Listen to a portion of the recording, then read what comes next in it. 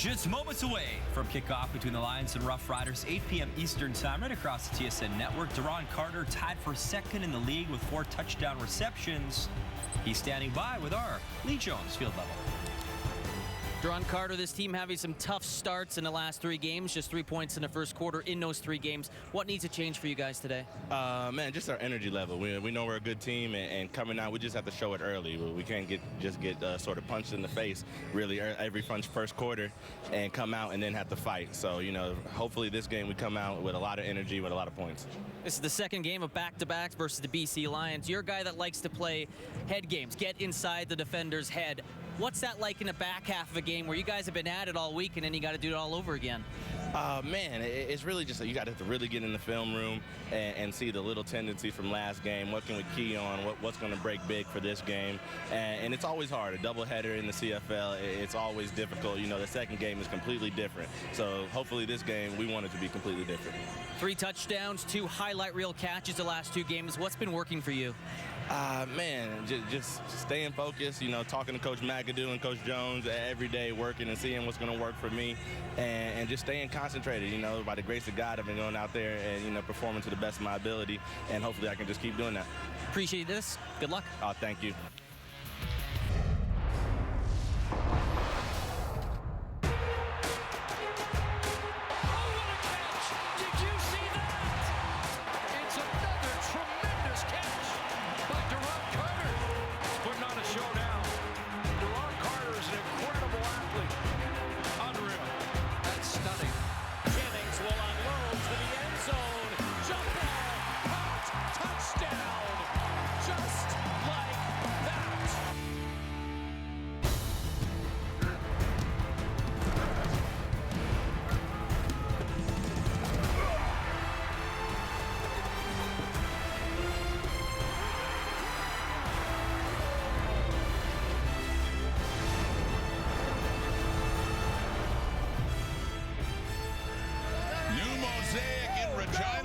Are liking these new digs. 3 games there, they've won 2 of them, and the other one they lost in overtime, and they need home to be especially sweet now with a critical rematch against the BC Lions coming up tonight.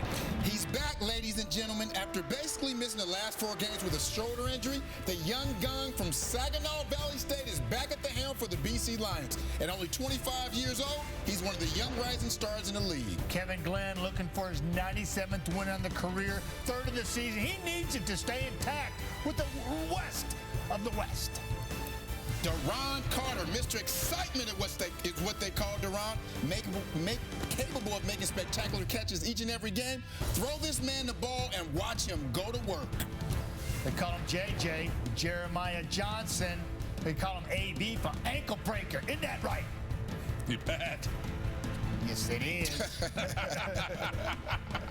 We had to wait for it, but it was worth it.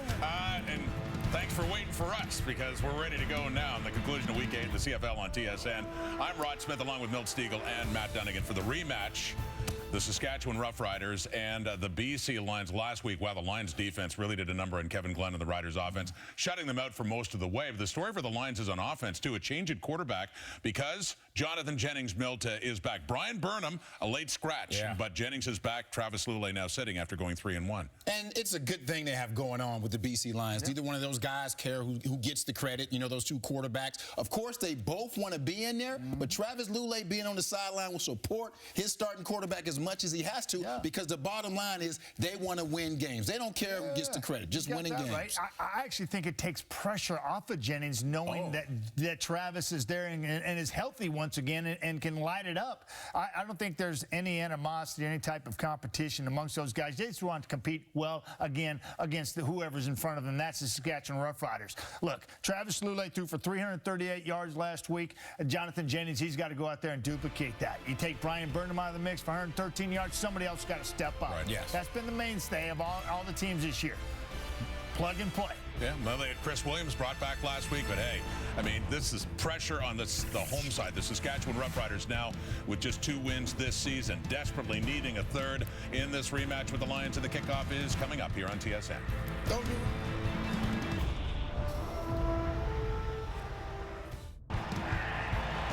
Thank you, Rod. The rematch pitch under a big, clear prairie sky. The 5-2 Lions make their first visit ever to New Mosaic to clash with the 2-4 Roughriders. Jonathan Jennings injured his shoulder in week 4 versus Hamilton in the first play. Travis Lule went 3-4 in relief, but Jennings has recovered and is ready. He has not lost in 4 starts against the Saskatchewan Roughriders. It's start 198 for Kevin Glenn. He's 2-4 on the year, but 2-1 here at the New Mosaic. The last time the Riders played here, he threw for 4 touchdowns. He'll need that kind of performance tonight to upset the BC Lions. Yes, and in those 2 victories, Chris Jones's team has put up 115 points at home in 3 games, looking for their first victory against a Western opponent this season.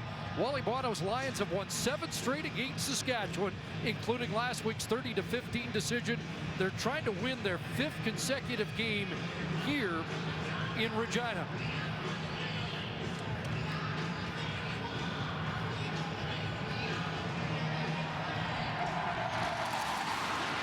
Military Appreciation Day here at Mosaic, and a fly pass by the Hawk Jets from 15-wing Musha to kick things off. Here's Ty Long with Christian Jones deep, and the former Alabama All-SEC returner brings it out beyond the 30 to the 33, and here comes Kevin Glenn. After the best 5-game start of his career, he tries to bounce back from a season-low 186 yards passing last week in Vancouver. Yeah, a couple of touchdowns in that one were late by Brandon Bridge. A couple of interceptions during the game by Kevin Glenn. Just didn't get enough possessions. Only 6 second down conversions a week ago versus the BC Lions. Glenn's got to have a bigger game tonight. Also a season-high 3 turnovers last week. They'll hand it off inside to Cameron Marshall. Gets stacked up after a short gain. Give Marshall a pair. He had just 5 carries, 28 yards last week. Changing the offensive line, we'll get to that in a sec, but because of it, Nick Dembski gets to start with Rob Bagg, 2 Canadians in the receiving corps, and their formula for success against Toronto here was the running game in Cameron Marshall. There's the change. Bruce Campbell comes in, Derek Dennis bumps over to guard, and Brendan Labatt will play center for Dan Clark, who's out and on the 6-game injury. So 2nd and 8, the flag comes down, and the play does not get off. Some early movement, and it looked like Thaddeus Coleman, the right tackle, moved ahead of the snap. Procedure, Saskatchewan number 68. 5-yard penalty, remains 2nd down. It'll be interesting to see this offensive line try to gel early in this game with the newcomer Bruce Campbell in his first start at left tackle. They moved Derek Dennis inside. He was the left tackle. Brendan Labatt should be fine at center. Don't make it 2nd and 13. 6 receivers out. Glenn steps up. He'll take off. And Elimimian will stop him short of the first down at the 39-yard line. Leading tackler in the league, Better Call Saul, and he's active early. Well, it's up to Solomon Elimimian to try and talk the Saskatchewan Roughriders out of running the football. I mean, and this is obviously need long yardage because of the penalties, so they're not going to run in that case. But Solomon Elimimian and Cameron Marshall will be an interesting matchup here tonight. So a 2 and out, and Chris Rainey back as Josh Bartell gets set for his first punt of the game. Riders number 3 in net punting. Line drive boot. See if Rainey can get loose. 46-yard punt. And Rainey will bring it back to the 40-yard line. Decent field position for the Lions after a 15-yard return by Chris Rainey. And it is Jonathan Jennings' first start in a month after that shoulder injury against Hamilton in the first offensive play of week 4. 17-10 career. This is start 28 for Jonathan Jennings.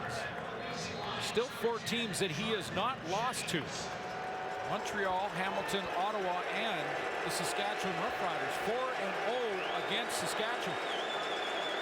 You saw Brian Burnham in civvies on the sidelines prior to the start of the game. Not available for this one. And Jennings going to go deep early to Nick Moore.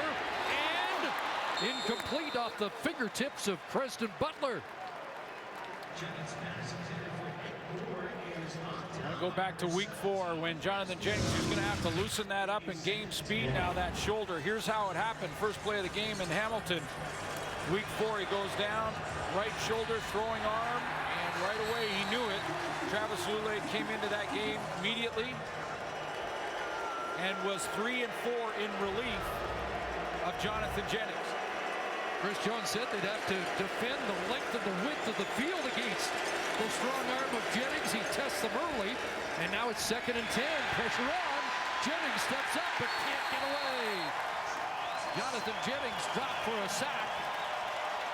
And it looked like Toby Antigua gets there for his 3rd sack of the year. He does, but the pressure is going to start with A.C. Leonard because it's a 3-man rush, and Antigua's going to get there, but the 3-man rush starts right here with Leonard. Leonard's going to get up the field and force Jennings to come back underneath and step up into the pocket, and when he does, Antigua's waiting for him. Tie along with the punt, Christian Jones. Back at the 25, it's a 51-yard punt. But Jones gets to the outside. He turns the corner up across the 40-yard line with a good return of 19 yards. Tampa, Florida, baby, 8-1-3 all day. So neither team registers a first down on their opening possession. Defense is stout early here at Mosaic.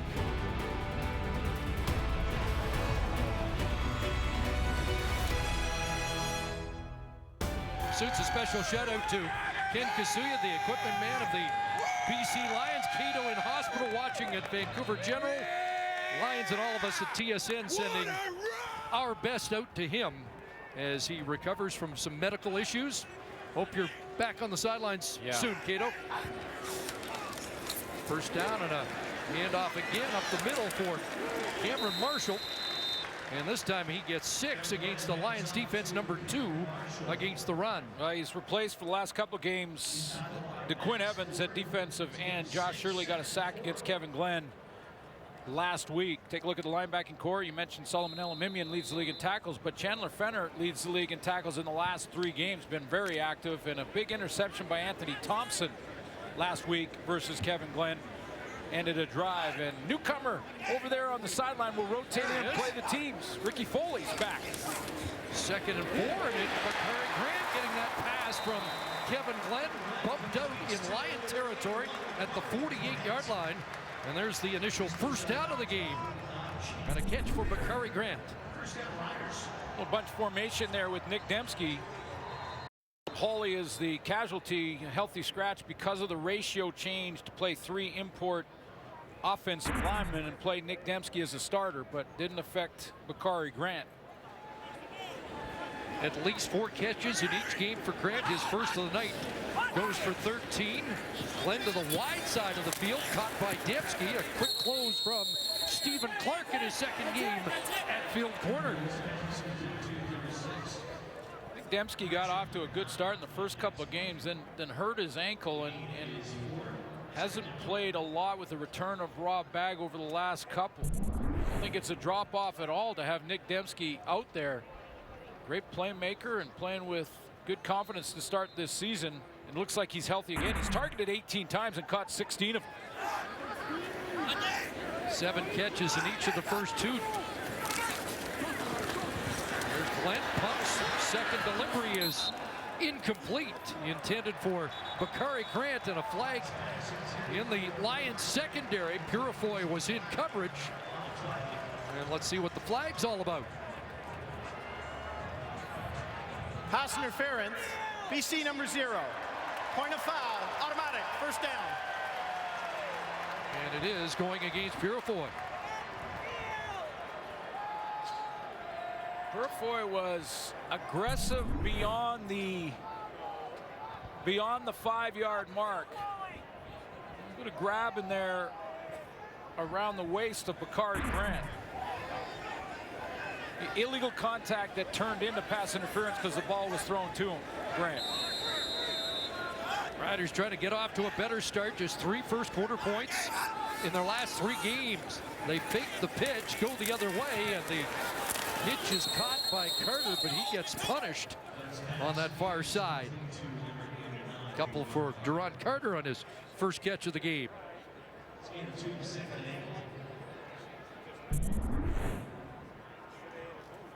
Big game with last time they played here at Mosaic Stadium against the Toronto Argonauts. That fantastic catch that we're still seeing tons of highlights on.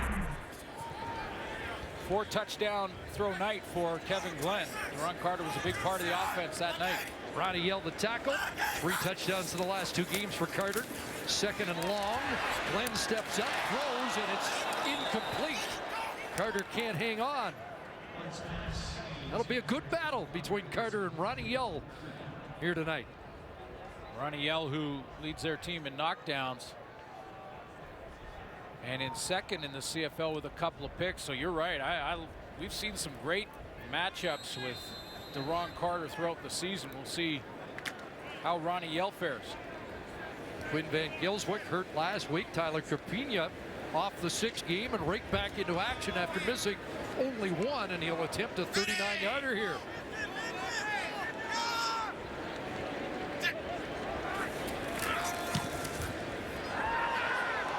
And Capina's missed. Rainey coming out. Doesn't look like it. And it will go for a single point. Rapinoe now 13 of 16 on the season, and a missed opportunity for Saskatchewan. And Jonathan Jennings gets set to reload. 4-0 against Saskatchewan in his career.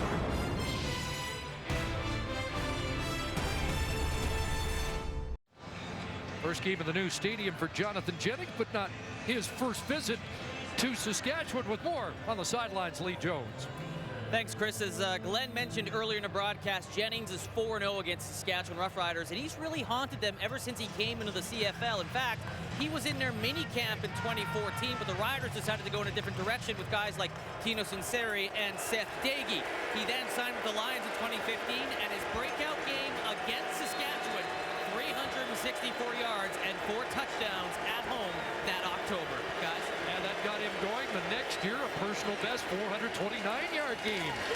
And a handoff here, Jeremiah Johnson stretching out across the 40 and should have 5. Enoch Mwamba and a newcomer, Derek Moncrief, combined on the stop.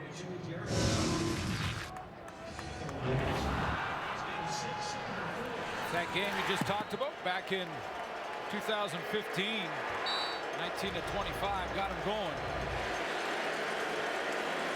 Healthy and ready to go. No huddle, 2nd and 5. Here comes more pressure. And it's a deep pass that is picked off. Ed Geedy comes up with the interception. Just the 3rd for the Roughriders this season. And the first by a player in the defensive lineup tonight. And did the Manny Arsenault celebration after the pick, sending a message. So it's the Roughriders defense marching, and they get the football back.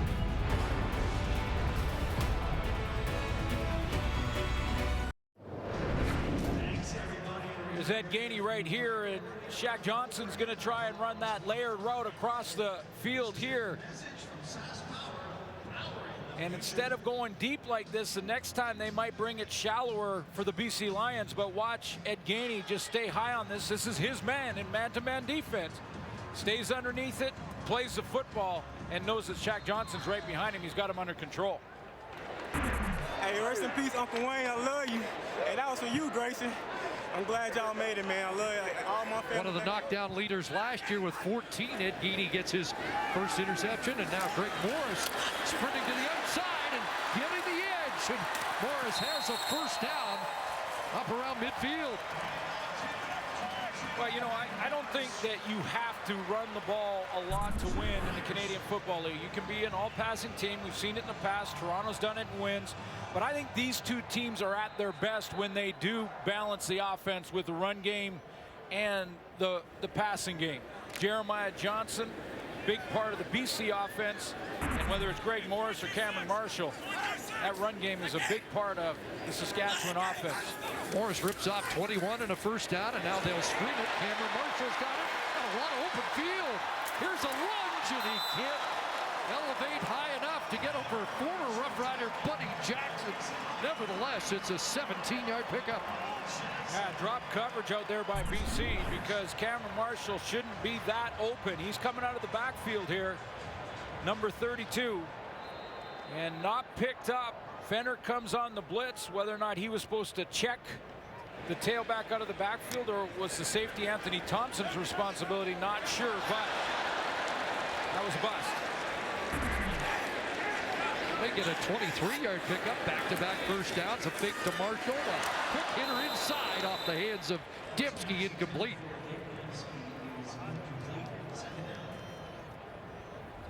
You know, we mentioned that the last 4 games, the Riders are 2-2, the 2 home wins against Hamilton and Toronto, and in those games they've run the ball successfully, especially that Toronto game. 18 run plays to Cameron Marshall for over 100 yards. So their formula for success, as you can see it right there, they run to win. 2 wins, 193 yards, 4 losses, half that. Here's Glenn going to take a shot. Got it, touchdown, Bakari Grant. Over Anthony Thompson for 35 yards and a major. When you get that run established like they did on this drive with Greg Morris, then the D-line has to hold off a split second to check the run. When they do, it gives Kevin Glenn a little bit more time, and that time can turn into the deep ball. And here it is to Bakari Grant. 3 receivers to the wide side of the field, little outside, then over the top move on Anthony Thompson. And Kevin Glenn drops it in there.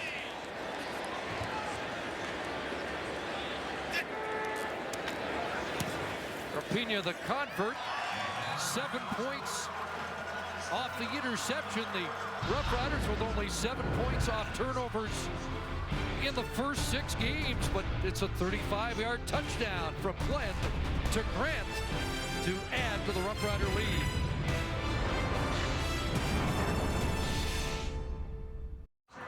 That ball, KG to BG. Four plays, 79 yards, and Bakari Grant has his 25th career touchdown catch. KG to BG. Hey, shout out to everybody back at the house. Love y'all. And the Rough Riders getting the quick start they were looking for. They'd been outscored 26-3 in the opening quarter of the last 3 games.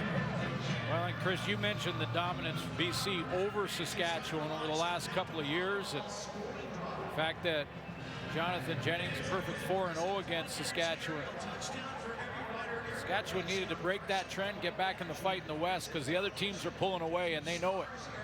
And Wally Guano wanted to make sure, coming into this game tonight, that his team wasn't looking at those news clippings and reading the stats that they've been pretty dominant over the last few years against Saskatchewan.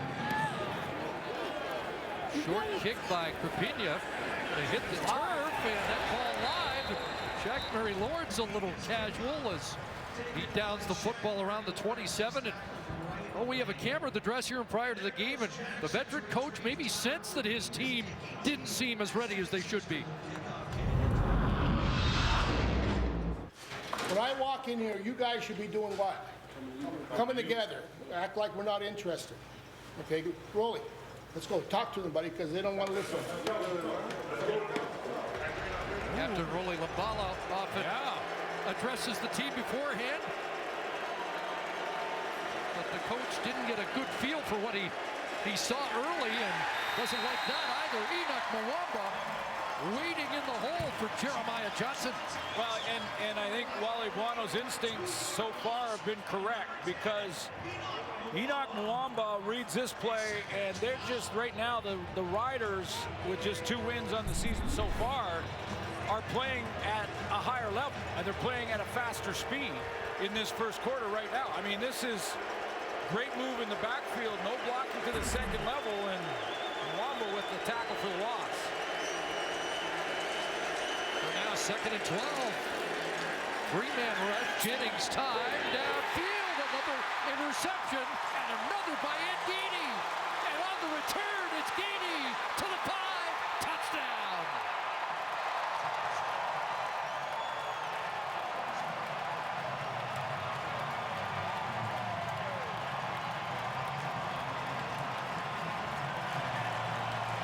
"49-yard return for Ed Gainey, and now they've got 13 points off turnovers early." Ed Gainey's the high man in this zone defense, just 3-man pressure, and he's going to force. Chris Jones is trying to force Jonathan Jennings to be patient. That's Ed Gainey playing the deep outside third of the field, and he just sits on this throw. He can see that Jonathan Jennings is throwing it in between two receivers. I'm not sure who he was trying to target there, but Ed Gainey just played the football top to bottom and pick 6. Got for good, 15-0.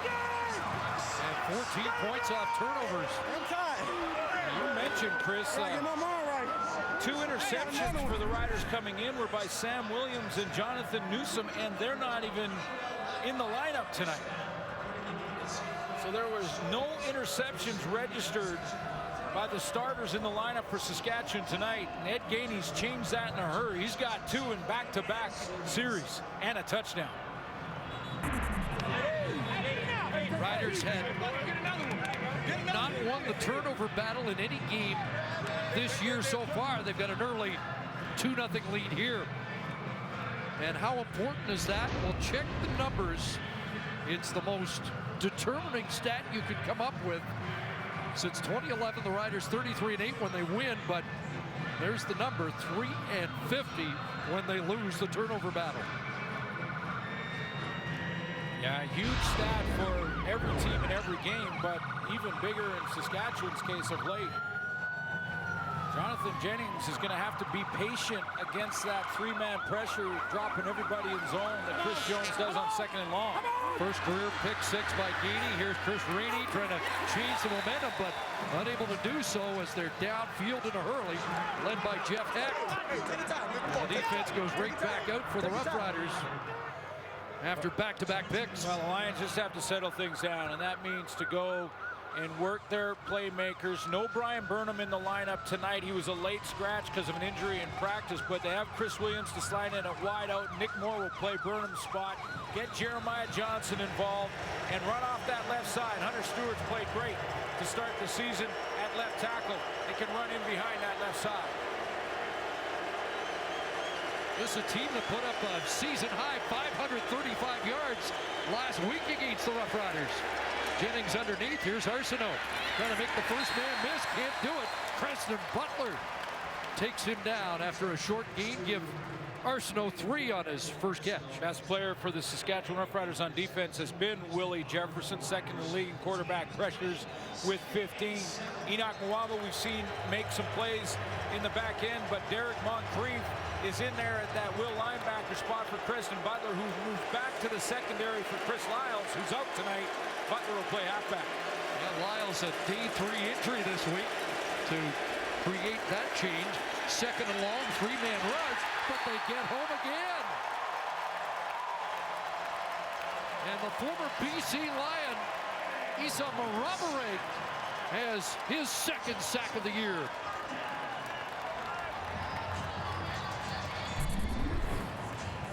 Let's count him up front. Marabare's lined up right over Cody Husband. And just straight bull rush to begin with, then goes around him. Jennings wanted to step in and was looking deep again. Didn't have time to get it out of there this time. Ty Long launches, backpedaling Jones. He dropped the ball, and it's loose. And Casey Rogers gets back to help out and maintain possession for Saskatchewan. That's a 68-yard punt by Long, and they lose 10 after Jones mishandled it. Yeah, Ty Long launches this. Gets Jones in a chase to try and gather it up. Gets hit there immediately, and then the ball is loose. That's McDonald. Newcomer Tevin McDonald downfield. Chad Owens in the ear of the young returner of the Roughriders, Christian Jones.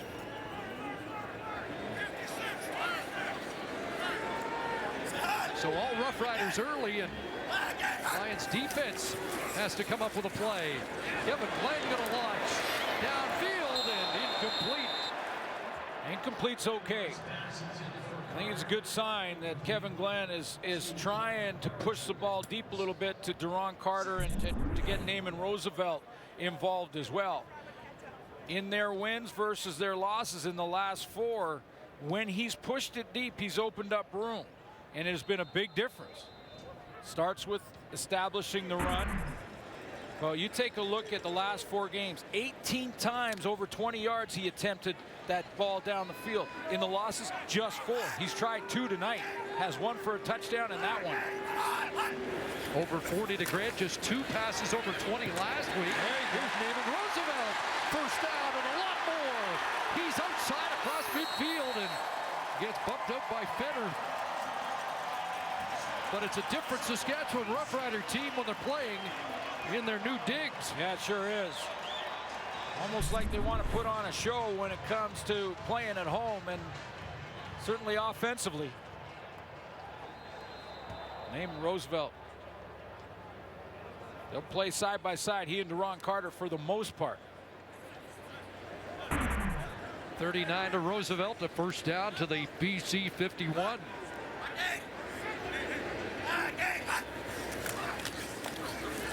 Fake inside, slant, pop, Carter the catch. First down as he is down to the 34-yard line. 7th first down for BC, or for Saskatchewan. Quick slant. Tough to cover when the ball is thrown this accurately in the hole. Quick slant, that big wingspan, Duron Carter. It's a big target to hit for Kevin Glenn. He's got that great reach, goes up and gets it. Carter been hot in the last couple of games. Draw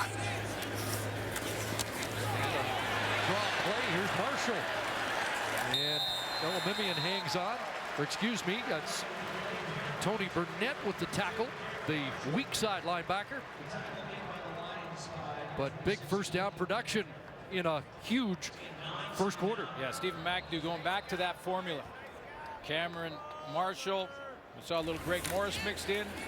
Either run or extended run with those dump passes or flat passes to the running back, but then that opens up Duron Carter and Naaman Roosevelt and Bakari Grant tonight. Final play of the opening quarter. It's a first down for the Rough Riders at the Lion 25-yard line. They came out of the gate flying. A pick 6 for Saskatchewan and a touchdown to Bakari Grant. 15-0 after the first quarter.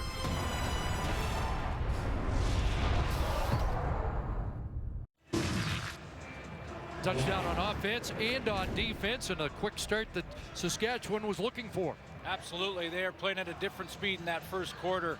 Go back to that Jonathan Jennings decision. First of all, Jennings is healthy again, and Wally Buono said this week when he was healthy he was going to take over as the starter again. But Travis Lulay's banged up too. He took a big hit in the game last week, so I'm not sure if they can just go right back to Travis Lulay, because right now Jonathan Jennings is just not seeing it. That's one of the issues, but you heard from Wally Buono prior to the game, and you wonder, a team that made it look easy last week, that 535 yards of offense, they shut out Saskatchewan until late in the game. Doesn't seem like the Lions were ready for the rematch. Different speed so far. 10 quarters at home, they're averaging 13 points a quarter. And looking for more here. Roosevelt stretches out. Does he get to the goal line? And they're going to mark him at the 1. And on the other hand, Kevin Glenn is feeling it, because you know you're in the zone when you get a ball tipped, and I think this was tipped off the line of scrimmage here. You get a ball tipped and it still gets there. Yeah.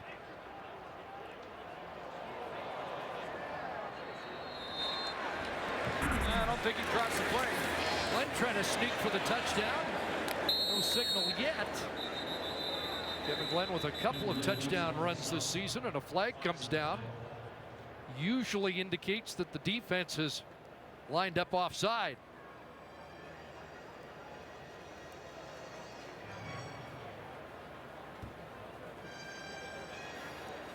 Offside, BC. That penalty be declined.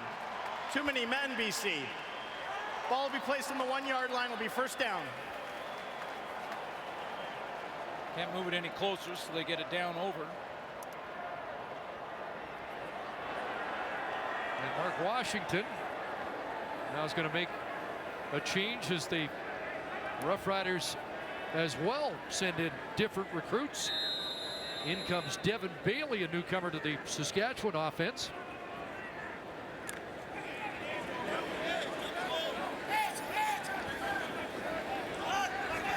And they'll spread it out.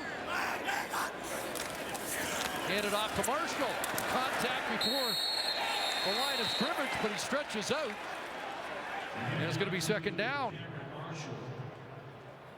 He almost was stopped for a loss, but fell forward close to the goal line. Just kept grinding there to get just to the goal line, but both officials on the spot said he didn't cross the plane. Josh Shirley shot the gap and nearly had a tackle for a loss.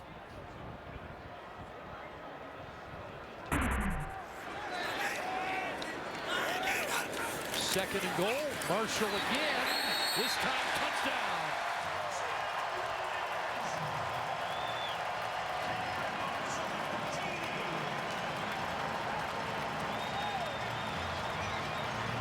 Second touchdown of the season for Cameron Marshall as the Roughriders expand the lead early second quarter. Took them 3 tries, but they got the push from that reworked left side. Derek Dennis moved over to the guard spot and got a nice push on the line of scrimmage there. Get Cameron Marshall in the end zone. 9 plays, 90 yards, and the largest lead of the season for the Saskatchewan Roughriders. But an injured BC Lion, Mikhail Brooks, is down in the end zone. Just to follow up on Wally Buono's words, yesterday when they arrived, he was critical of the way the team played last week, and it was really the first indication that he wasn't happy with the way his team had played last week, leading 30-0 until giving up a couple of late touchdowns. But maybe he was sensing even yesterday when they arrived that they weren't tuned in. But the message was not received. No, it wasn't. You heard the pregame speech. He had the concerns there. Not sure what Rolly Lumbala said to the team, but they'll snap out of this trance a little bit. Get back into this one if they want to. Kevin Glenn playing with that sense of urgency that we thought he would understand and recognize. Not good news there from Mikhail not Brooks. at all. Key guy on that front four for the Lions. BC on offense, 4 possessions, a 2-and-out, back-to-back interceptions, and another 2-and-out.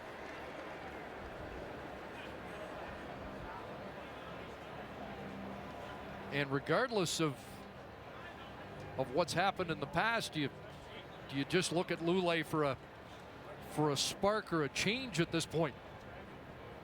Well, both quarterbacks were throwing back and forth in the break and the turnaround in the quarter.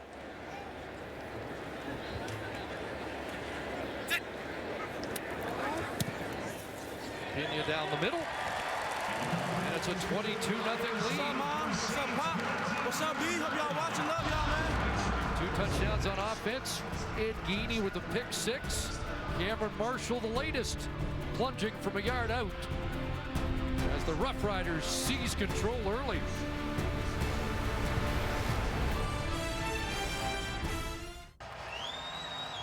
Kevin Glenn knew he's in year 17 in the Canadian Football League. He knew that last week was his worst performance of the season. He knew we were talking about him at garbage time when Brandon Bridge threw a couple of late touchdowns, and he knows the urgency needed here.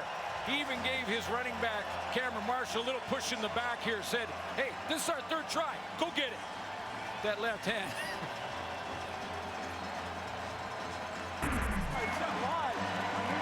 Well, they were 9th in the league in first half points. With only 63 coming in, they've already got 22 in the first 17 minutes of this game. Do the Lions have a response? Here's Rainey. And Rainey up across the 35-yard line and dropped there. Mike Edom the tackle. Jennings comes back on. Well, Jennings is looking for that deep ball, and he's looking into the area where Chris Jones is putting most of the coverage. I mean, three-man pressure dropping everyone else. You've got to be patient on those underneath routes. Pick up the 7 at a crack type of offense and be patient 15-play drives, that kind of thing. Jennings is forcing it down the field and has thrown 2 picks in the first quarter. Rainey waggles out of the backfield. Short drop, no one opens, and Jennings gonna take off. He'll try and stretch the defense with his legs up to the 43-yard line. And he has 7 to 8. Plus, he hasn't played in a month. You know, you gotta also factor this in. I mean, Jennings is trying to get to game speed, and it has been an intense month of competitive football, especially in the West. Western teams playing.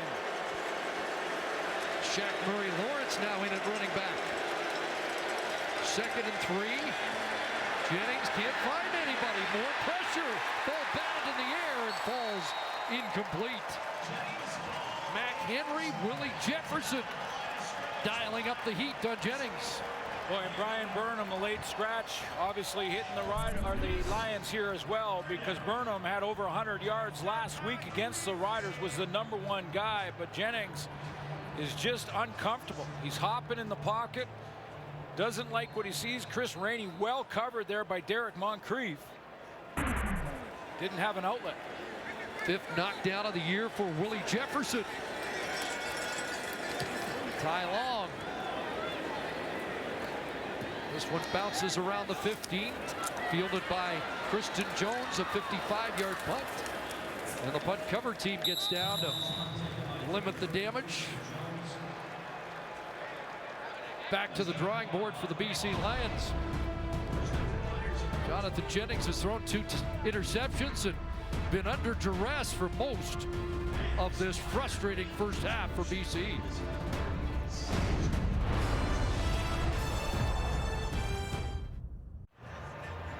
Coming up at halftime on the GMC Professional Grade Playbook, Henry Burris on the use of double tight end sets. Not sure we've seen that yet, have we? Not in this one.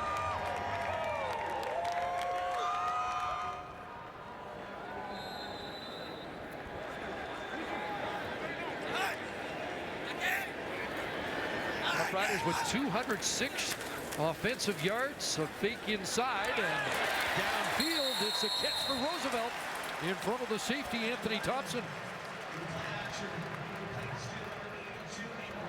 Saskatchewan owning the time of possession so far in this game, exactly the opposite of what happened last week. Last week, the Lions had the ball for around 16 minutes more than Saskatchewan, over a quarter more offensive possession. It's 11:40 to 6:30 so far. Lions have won the time of possession in 6 of 7 games coming in. Glenn doesn't pull the trigger, directs traffic, gonna have to take off, and he'll dive forward up to the 48-yard line and has 6. A good decision by the veteran. To just didn't like what he saw downfield, didn't want to force it in there, and just, especially on first down, pick up 5-6 yards. You're in a good situation on 2nd and medium.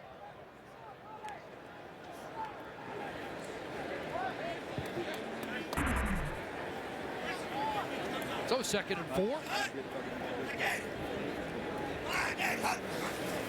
4 receivers to the far side. Glenn looked that way, and now comes to the other side, trying to throw it away, and gives it away. Purifoy with the catch, did step out, but he has the interception, as Glenn not on the same page as, I think, Naaman Roosevelt was who he was gesturing to. Yeah, I was looking down to that area. I think Deron Carter was down there. Roosevelt was in the area. It was tough, because right over the top, right in the middle of your screen, is Purifoy. He's a deep outside defender. Great protection up front for Glenn.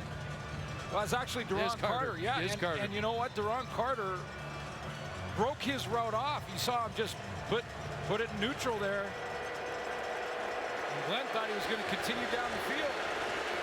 Lions now have an interception in 7 consecutive games. At the 25, see what Jennings can do with it. He'll screen it to Jeremiah Johnson, incomplete. Boy, Jennings is just not settled in at all. He's taking longer than this first quarter to just relax and get back into that rhythm the quarterbacks need. His feet are happy, and even that little swing pass, he was almost aiming it, trying to get it to his back, Jeremiah Johnson. 1 for 6 to start. Doesn't help when your visitor here trying to get settled in.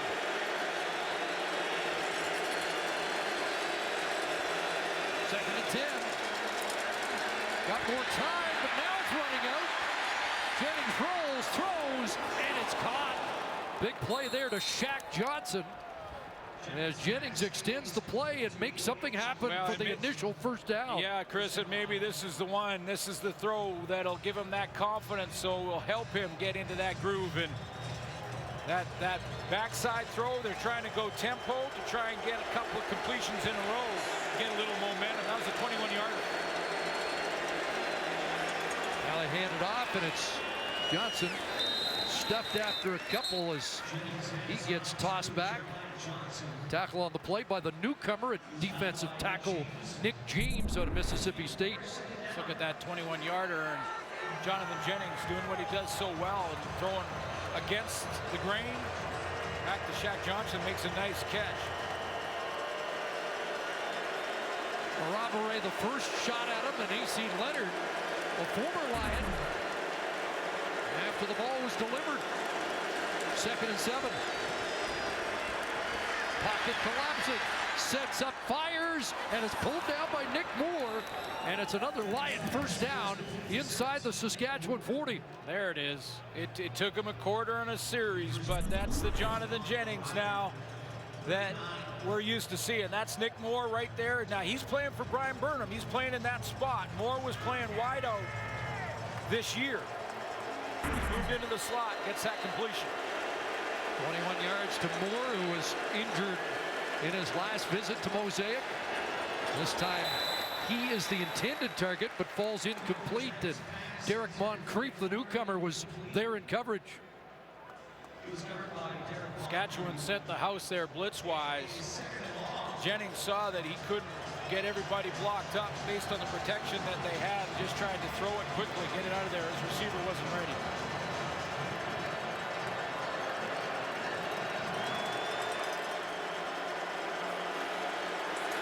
Lions are 2 for 7 on 2nd down conversions. 2nd and 10. Gonna take a shot, and that up for grabs, and then Geedy's got another. His 3rd interception of the game.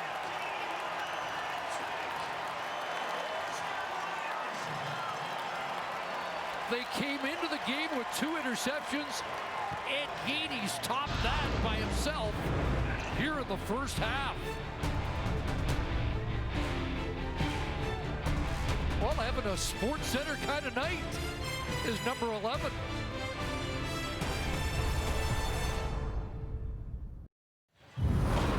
What a night so far for 27-year-old Ed Gainey, 6-year veteran.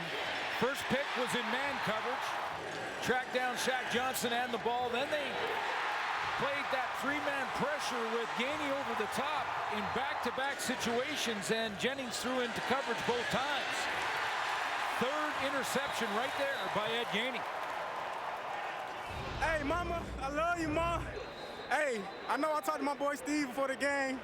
You talk these up right here, man. These is much needed, baby. Waving a towel over there, trying to cool him off. I don't think you want to cool Ed Geedy off. Hand off inside. Cameron Marshall gets stacked up. Well, you had, what, 51 in your CFL career? Did you have a 3-interception game? I had a few at 2, but not a 3. That's a great game. And we're not into the second half.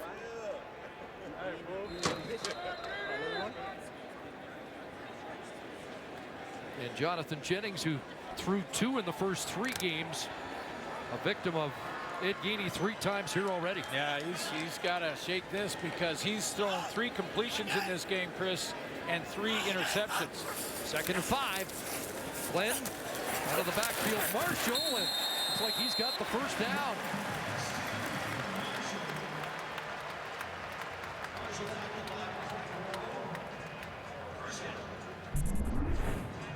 First priority of business now for Kevin Glenn is to get a couple first downs here to get out of that negative yardage situation, so he's got at least room to get rid of the ball and punt it if they have to. But good start for the Saskatchewan offense. Ronnie Yell went low, but unable to stop the momentum of Marshall falling forward for a key first down. Now bouncing off first contact there, and a flag comes down as Marshall is surrounded. Naaman Roosevelt tried to make a block, came down from the wideout spot, the slot spot, and tried to get a block on Chandler Fenner, and he grabbed his jersey. Holding, Saskatchewan number 82. That penalty is declined. 2nd down. So no gain on the play, and they'll take 2nd and 10. Now just watch and follow Roosevelt. He slides down to try and block Fenner. He's okay there, but then he grabs his jersey and doesn't let him get into that tackle. Glenn and the Rider offense 7 for 10 on 2nd down conversions. They're offside here. Roosevelt and maybe another Rider receiver at least a stride ahead of the snap. On that positive first down to get him some breathing Procedure. room. Saskatchewan number 63. 5-yard penalty. Remains 2nd down. It just disintegrated. Well, they're going to call it on Derek Dennis, but didn't look like they were all on the same page there. The receiving core was downfield as well. And not just a step. 4 yards downfield. So it's 2nd and 15. Here's Glenn over the middle. It's Dembski. And Dembski across the 21-yard line. Dragged down by Burnett, has 11. But the punt team has to come on. Yeah, Kevin Glenn does not want to force it in this situation with a nice cushion, nice lead in the first half. Give his punter a little bit of breathing room there and get this one to Dembski on that short crosser. See what Dembski can get on his own. Shy of the first down, but room to punt. So the Lions should get good field position here. Rainey awaiting it at BC's 45, and there is activity in the bullpen. Looks like Wally Bono's not going to wait till halftime. Good punt by Bartell. Rainey on a hop, 62-yard punt. And Rainey trying to make something on the comeback. Flag comes down, and Rainey is dragged down at the 48-yard line when it looked like the Lions would enjoy good field position. The flag indicates otherwise. During the return, illegal block. BC number 77. 10-yard penalty. First down. That's Louis Richardson, and here's Travis Lulay on in relief to try and get the Lions back in the game. He was nicked up a little bit late in that game last week on a big hit by Willie Jefferson, and made it an easy decision to bring Jonathan Jennings back, but clearly Lulay okay to play, and Jonathan Jennings not quite ready.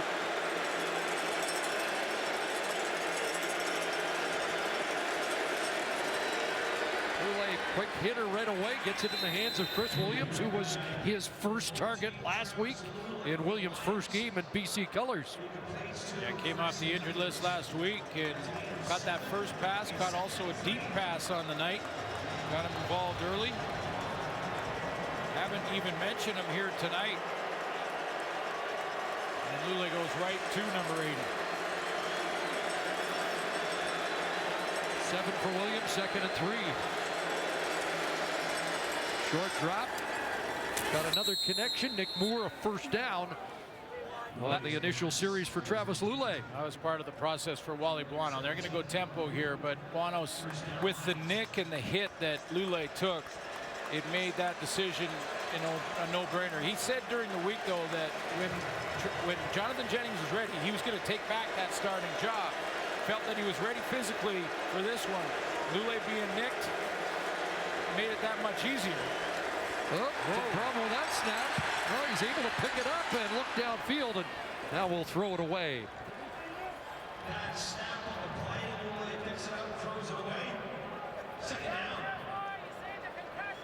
But again, when Lulay came in, mission accomplished for him. Won 3 out of his 4 starts. Because it was so early in the Hamilton game, he got the win for that one. And he's 9-2 against Saskatchewan in his career.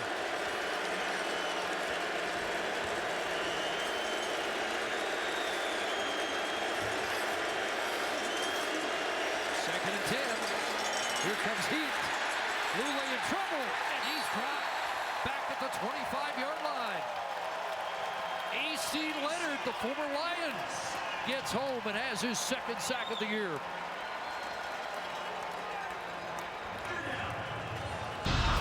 So a different quarterback, but the Lions unable to put anything together offensively as A.C. Leonard wrestles down Travis Lulay.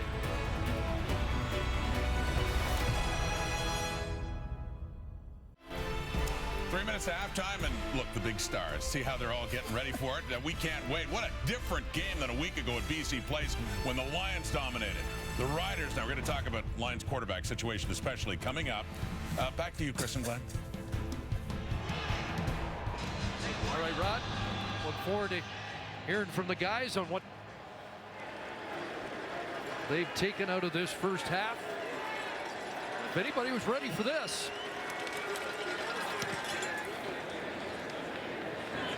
Ty Long, Christian Jones from the 29.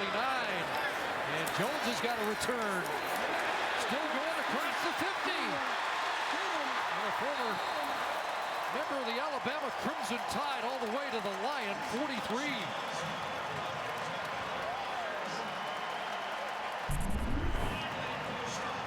Ball's kicked so deep.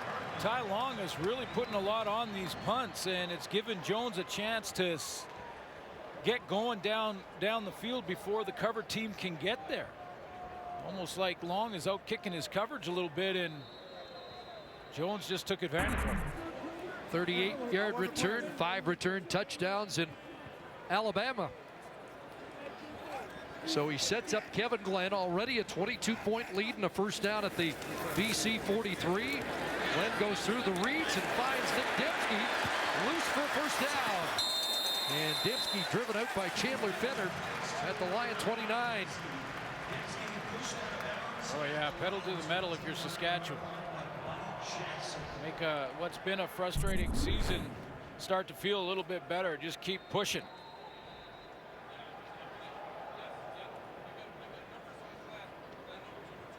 So Kevin Glenn over 200 yards passing in this first half, more yardage passing than in all of last week's game. Just shy of 2,000 on the year. Out of the backfield, Marshall.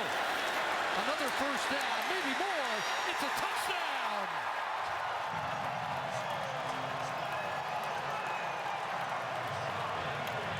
Let's go. One on the ground, now one through the air for Cameron Marshall.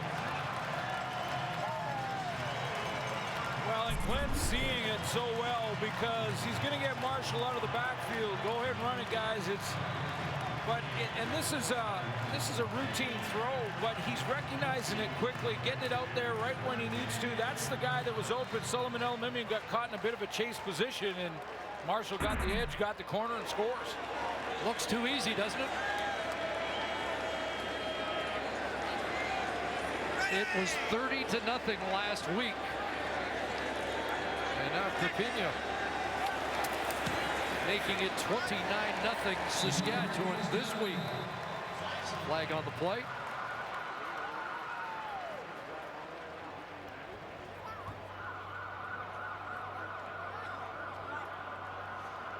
An interesting speech at halftime. You know, he's told us in the past, pregame speeches don't mean much. It's the ones at halftime that usually have significance. Offside, BC. Penalty be applied on the kickoff. And it will be an interesting one that we won't be able to listen to or show you.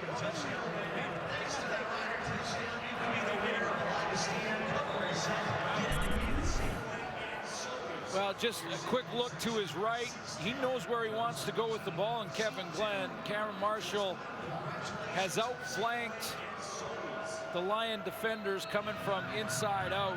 Gets the corner, and you're right, he just basically walks in. But Kevin Glenn is seeing it. Over 200 yards. Another touchdown throw. See, that's solid in space. That's the same thing. Pushed the ball deep a few times early in this first half. Trying to win for the first time against the West this year. Trying to win in August. For the first time since 2014, they've lost their last 8 games in August. Now this one's so important with what's happening in the West Division. Winnipeg with another win to go to 5 wins. They're 3 games behind the next closest team in the division. BC 5 wins. Edmonton was 7. Calgary's 5 wins. Rainey had trouble with it, but brings it back across the 20. A reminder, Thursday Night Football presented by the Brook continues as the Eskimos take on the Blue Bombers. Action will get underway at 8 o'clock Eastern, 5 Pacific across the TSN network, and that's going to be a beauty. Yeah. Got 3 in a row now for the Bombers. The Eskimos undefeated, 7-0. That'll be fun. Second series for Lulay. Lions looking for a glimmer of light here in the late stages of the first half. Lulay throwing, and he overthrows Arsenault, who was loose. Closest man to him is Ed Gainey, who's made the most catches of BC throws so far. I was going to say, I wondered if it was just the fact that number 11, who has 3 interceptions in this first half, him being close to Arsenault was enough to cause Lulay to throw it a little off and out of bounds. By the way, Gainey with only 5 career interceptions prior to this game. He had 3 last year, 3 in the first half. Last Rough Rider with 3 interceptions in a game, Macho Harris, in 2015 against Montreal, 2nd and 10. Here's Lulay gunning it. Marco Iannuzzi the catch. And a first down. Iannuzzi did not have a catch last week or a target against the Rough Riders. We could talk about inspirational things that Wally Guano may be saying to the guys at halftime for the Lions, but from the X and O perspective, BC's got to find the answer to this 3-man pressure package from the Saskatchewan defense. Not now, they're up on the line of scrimmage right now, but the 3-man pressure package has been what's killing them. Here's Lulay looking for Williams, got the catch in front of Rogers, who tosses him back. It's interesting because in Saskatchewan there's been a lot of criticism of the 3-man pressure. Absolutely, and we've seen a couple of sacks, one on the last series from AC Leonard. That was a 3-man pressure package. And the 2 of the 3 interceptions by Gainey was in that same package where he was a deep defender over the top and Jennings threw it into that cover. That's going to be the X and O's puzzle that they've got to solve at halftime. 5 first downs for the Lions, 3 generated by Lulay. Pressure on, and Jefferson got there to disrupt that, and it falls incomplete. Tied for 6th in defensive plays, Willie Jefferson, number 1 among defensive linemen. Illegal contact. Saskatchewan number 17. 10-yard penalty. First down. But a penalty will wipe out that play, and Creston Butler draws the flag to move the Lions into the Rough Rider territory. Well, still time to get some points on the board and stop the avalanche of momentum from the green and white.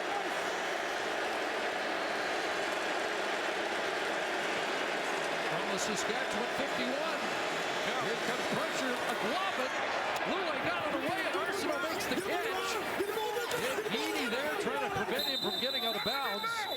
And they'll force him out at the 39-yard line. That hurt Lule, too.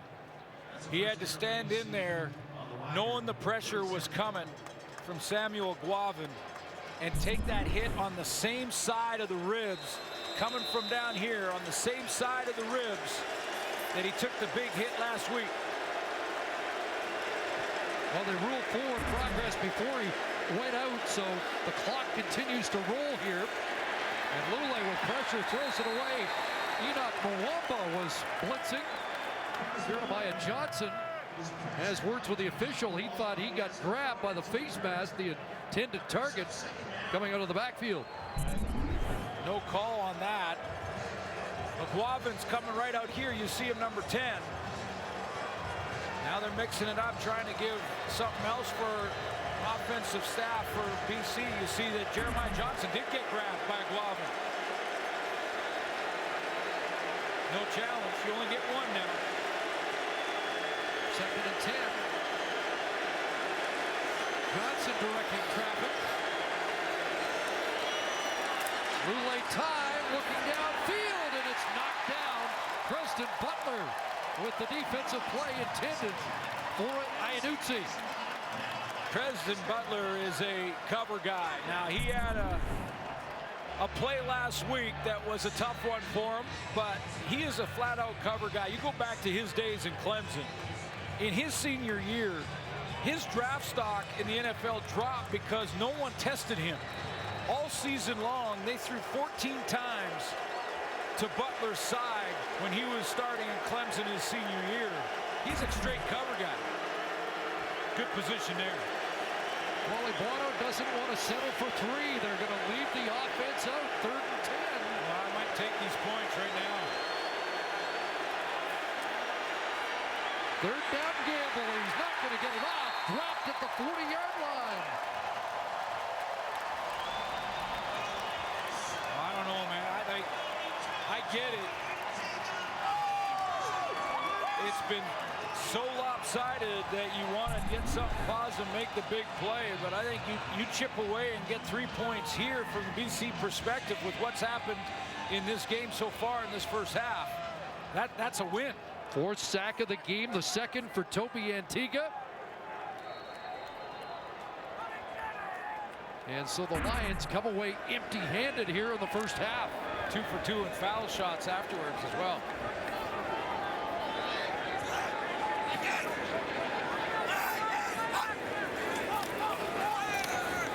Marshall, most first half points last season by the Roughriders, 23 against the Lions. Mom and Daddy, for you. They led 23-10 and lost that game 40-27. But they've got a bigger lead here.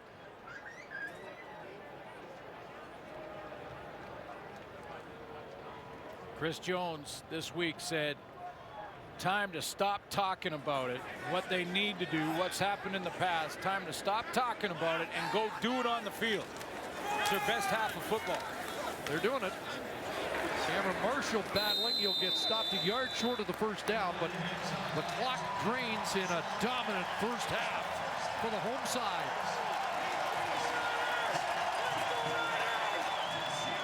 Sellout crowd at Mosaic loves what they've seen so far. Let's get the take of the panel. Rod Matt Milt as we send it back. Wow, indeed, CC, what a difference a week makes. I mean, at the half last week at BC Place, it was 18-0 Lions. Riders couldn't do anything right. They certainly showed up to play football today. Here's the panel of Milt Stegall and Matt Dunnigan. And before we even talk about what happened, maybe kind of a glimpse into what was about to happen. Were the BC Lions ready to play football today? Once again, in case you missed it, their head coach, Wally Bono, had this to say in the dressing room. Okay, please. When I walk in here, you guys should be doing what? Coming together. Act like we're not interested. Okay, Rolly, let's go. Talk to them, buddy, because they don't want to listen. I mean, the inference you kind of get there, are you guys ready to play ball? And the Lions don't look like they're ready to play ball. No, they don't. And maybe Wally is clairvoyant. Maybe he looked into the future, because right now his team is getting mollywopped. Special teams, offense, defense, everything is going wrong for him. The one thing I question Wally on is Travis Lule. in this game, I'm riding my hot quarterback. I know Jonathan Jennings may be your future, but my thing is ride Travis until he's not playing well enough. And he was playing winning games. That's water on the bridge. I understand that, but that's the thing. The one thing I question, because Jonathan Jennings, we saw what he did. It's easy to do now. I've been saying that.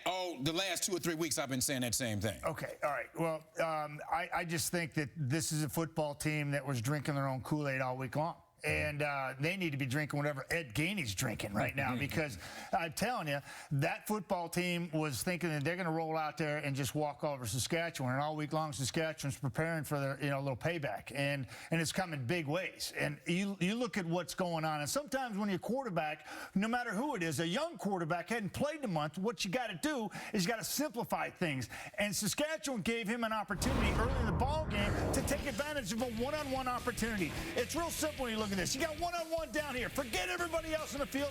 Play pitch and catch down here. That's real simple. What do? They try to be perfect in protection, and they try to bring a fourth man over, run a little climb route, and quarterback's getting in the mouth, and he throws up Gainey's first pick of the game. Now what happens?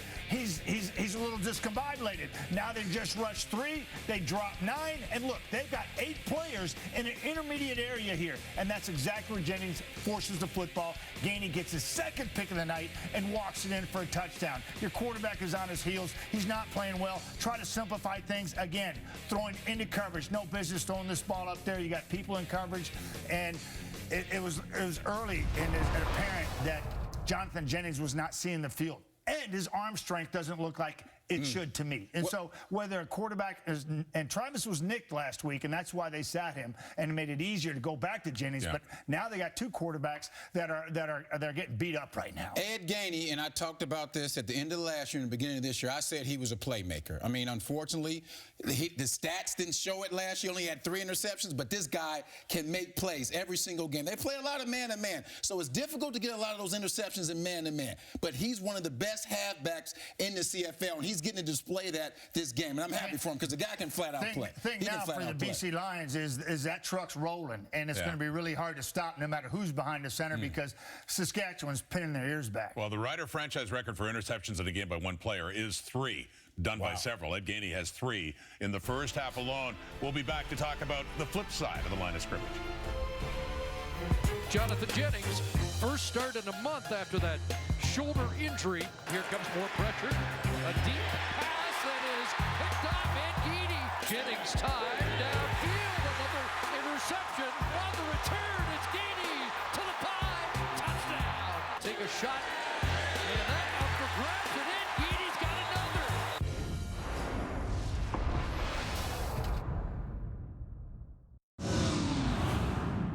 CFL grade and Grey Cup champion Henry Burvis with the GMC Professional Grade Playbook. Fake to Allen. They're going to throw to Dan Clark. What a pass! The big man brings it down. When you see an offense lining up in a 2 tight end set, usually you'll see lots of uncomfortable defenders. Yes, we know they can make stops regardless of what the formation is, but however, can you imagine the fact that defenses only play a couple of defenses versus 2 tight end sets? Because they're usually working versus 5 receiver sets in practice. This simplifies things for offenses when play calling. Lots have run-pass options based off the numbers in the box. It's all based off the boundary halfback's alignment, because if he's in the box, being inside of 5 yards from the line of scrimmage, it makes play calling easy.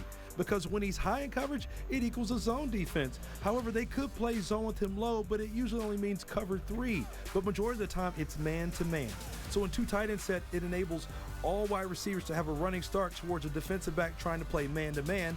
Well, the percentages favor the offense during this scenario. We'll examine why an offense should take shots for the end zone every time when in the green zone, and we'll take a look at that as we start week 9. Halftime in Mosaic, and the Riders are absolutely steamrolling the BC Lions. It's 29-0. We talked about the Lions' offensive struggles in this game. How about The offense that struggled last week, Kevin Glenn and the Riders, they're doing a great number tonight. This is a completely different looking offense and quarterback. Yes, and I played with Kevin Glenn for 4.5, almost 5 years, and I think this is the best half of football I've seen him play. That's strong. He played with the greatest receiver ever, huh? No. But the one thing I think they're doing right now, they're being smart. They're allowing Kevin to be decisive and get the ball out of his hands. Even when he's throwing deep, he's getting the ball out of his hands. Kevin is not mobile, so you don't want him sitting back there too long, allowing those guys to get up and hit him. But he's getting the ball out of his hand, getting the ball to his playmakers, allowing them to go down the field and make plays. And this is when Kevin is at his best. When he's not thinking, he knows where he's going to go, and he's making plays, and he's doing a great job, Matt. There's very few guys who can play with Kevin Glenn when Kevin Glenn is playing his best, and that's what he's doing right now. He's allowing his team to go out there and score, and it's a big thing for this team because last week they struggled. They had less than 200 yards passing when Kevin Glenn was in there, and now they have 223 yards passing in the first half. It's amazing what a difference a week makes. And you know, you talk about continuity between coaches and players, calling plays and executing plays. Steve McAdoo, offensive coordinator, and his quarterback are on the same page. By the way, you're saying Terrence Edwards is the best receiver in the history? There it is. Arlen Bruce. Oh, there you go. Oh, Milton, you were pretty good, too. Tell you who's good, Ed Gainey in this game. 3 picks. He's got the hat trick.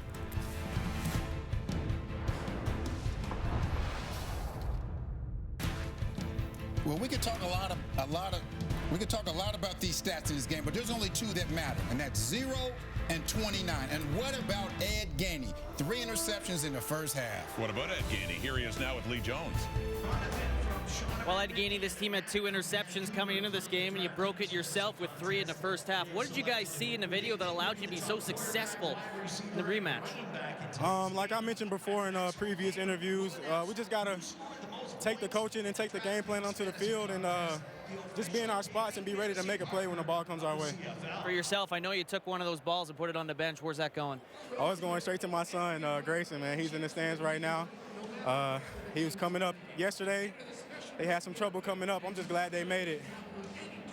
29-0, but this is the CFL. What do you guys need to do in the second half to make sure the Lions don't get back in it?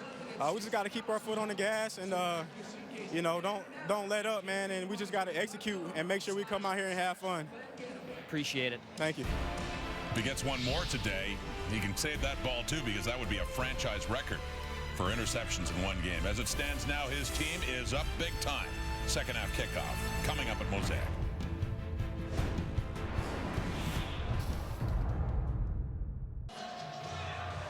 Welcome back to New Mosaic. Glorious evening here in Regina. 29-0 Saskatchewan. Wally Buono is with Lee Jones. Coach, we saw your pregame speech.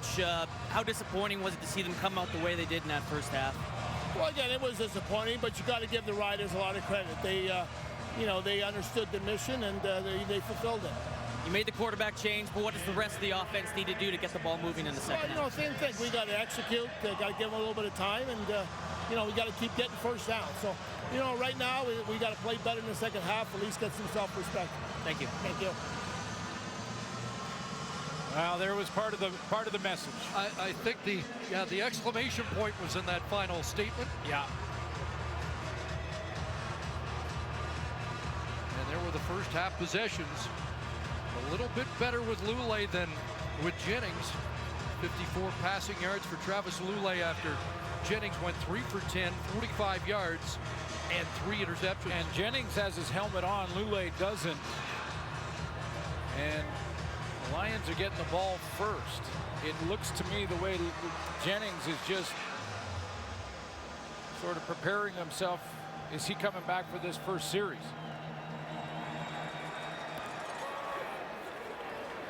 Short kick by Krupiniuk. It's Rainey across the 35-40 and up to the 43-yard line. So it will be, as it was to start the game, Jonathan Jennings getting a second chance here. Chance to look over the tablets at halftime, look at how and why he threw the interceptions, check out that 3-man pressure package from Chris Jones, and Wally Buono elects to go back to his starter. Give him another chance now that he watched half of that second quarter from the bench. Danny Vandervoort in the offense right now. Rookie out of McMaster. Jennings throwing, looking for Arsenault, and almost intercepted. Casey Rogers on the scene. And Mike Edom over the top as well. Double coverage. Yeah, and you're right. It was a corner route right here, and that corner route turned into double coverage because Edom just read him and went with him. Eric Moncrief underneath. And Arsenault became DB there. Pulled it out. It was Moncrief who came close to his first CFL interception. 2nd and 10. 3-man rush. Over the middle it goes. And Jeremiah Johnson, what a shift that was. Would have been stopped short of the first down, but a slick move to get 12 and a first down. This is the adjustment from the BC Lions. That's the 3-man pressure. 1, 2, 3. That's what gave Lule and Jennings trouble in the first half. He threw into that deep coverage, and there's too many people back there, so he drops it to Jeremiah Johnson, lets him do the hard work. Here's Butler on the blitz, and Johnson runs by it, breaks a tackle, and another. And away he goes. Gets a block. Jeremiah Johnson inside the 10. He'll get pumped out by Geedy at around the 5-yard line. A 50-yard run for Jeremiah Johnson, his biggest of the season. Red blitz off the edge. Nice call against the blitz. Now they just need a crease. If they get a crease, Jeremiah Johnson is gone. Blitz coming from Samuel Aguavin. Aguavin has to stay high and take Jennings just in case he pulls it, but he didn't. Johnson does the rest. Lions the #1 red zone team, 22 of 28 on the year. Only 2 touchdowns last week. That was one of the talking points for BC and how to be better. Rainey in the backfield, double tight end formation. And it is Rainey running into a green wall. Chris Jones talked before the game tonight about his defenders just doing their job first. The more they broke down the films, especially in the losses, they saw that guys were trying to do too much sometimes, go 2 gaps beyond their responsibility to try and make a tackle. Jones said, do your job first. Go take care of business. That's what they did on that first down. Just canceled the gaps. Newcomer Nick James helped plug the hole. 2nd and goal. Jennings to throw. Pressure coming. Underneath. Pass is intercepted. It's picked off by Moncrief. And he's got a convoy. Running out of steam, and he gets cut down by Rainey at the BC 45. Well, the Lions were knocking at the door, but it's the 4th interception of the game.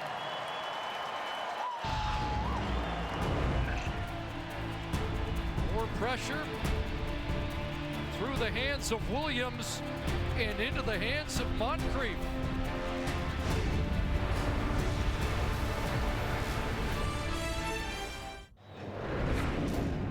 Boy, the pressure causes a problem for Jennings. This is Chris Williams on the crosser, but look at Moncrief is spying that from the backside. Jennings, if he throws it to Chris Williams right now, has a chance, but he waits just an extra step with the pressure on him. And now this one's on Williams, right through his hands. He would have been tackled at that spot anyway, but first 3 interceptions you put on Jennings, that one is on Chris Williams. If he catches it, they at least kick a field goal.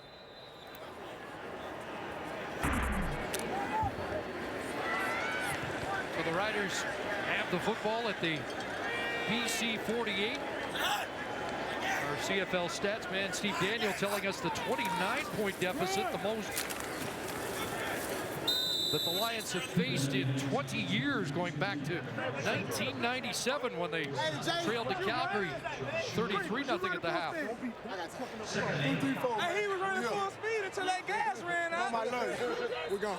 Hey, no gas in the tank. Moncrief out of Oklahoma State. He transferred out of Auburn.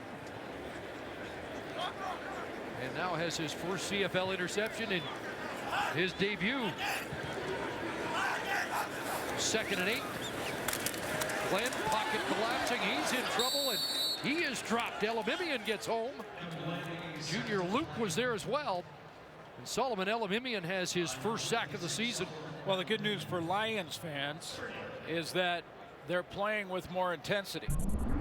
And both that first series offensively, Jeremiah Johnson and the way he played in that first series of the second half, and now defensively on a 2-and-out here. That pride, that personal pride that Wally Guano was talking about, we are seeing a little of that from the Lions. Iannuzzi and Rainey are back. Bartell will look for the corner. Rainey's going to be able to field this in the middle of the field. Got one block and bounce off the traffic, and away he goes. Bartell trying to seal him there, and finally Denzel Radford tosses him out at the 41.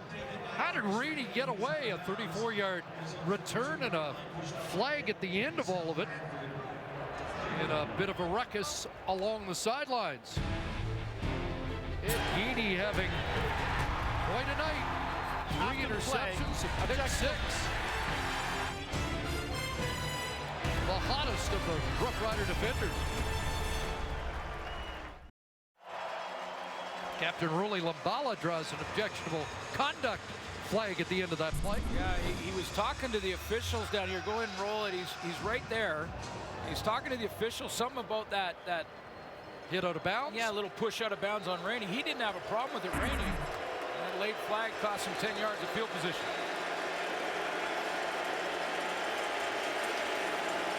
Now it's back at the 31 with Jennings at the controls. Hands it off to Jeremiah Johnson, who had that 50-yard run on the last series. 2 here and 59 in the game.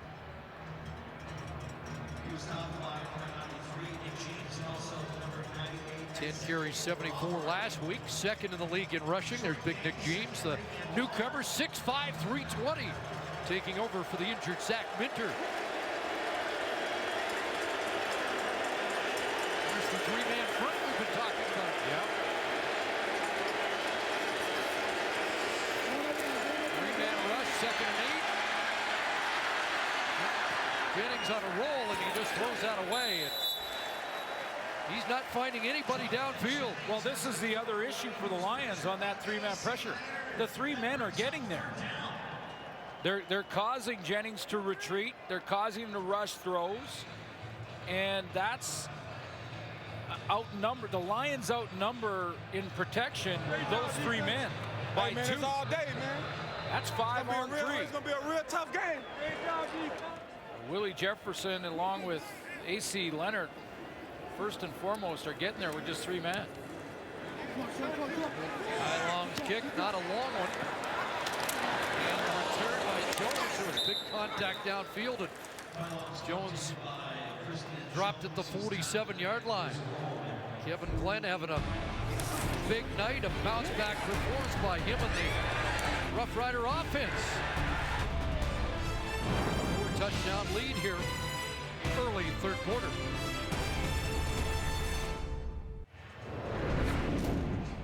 Well, the CFL had planned an initiative, Diversity is Strength, for Canada 150, and it was expected to be rolled out later in the year, but with the events of yesterday in Charlottesville, Virginia, Randy Ambrosi wanted to get these t-shirts here to send a message that the Canadian Football League rejects bigotry and hatred and stands for diversity and inclusion. And some of the great names of the past from all over the world, in fact, even right now in the Canadian Football League, every continent is represented by a player who was born somewhere around the world in every continent but for Antarctica. I don't think we're there yet.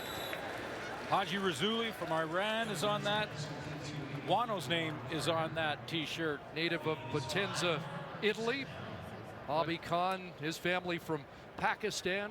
Just shocking to see what's happening what happened in Charlottesville, Virginia, and that kind of racism and hatred still exists. And Randy Ambrosi wanted to speed this up and send the right message to our neighbors south of the border as well, saying we're with you, and the majority we know are standing for diversity and inclusion. Here's Glenn looking for Carter, and that one almost picked off. Closest man to it, Anthony Thompson. The middle linebackers in this game, both from African countries. Enoch Mwamba's from Congo, and Solomon Elamimian among quite a few players from Nigeria in the league.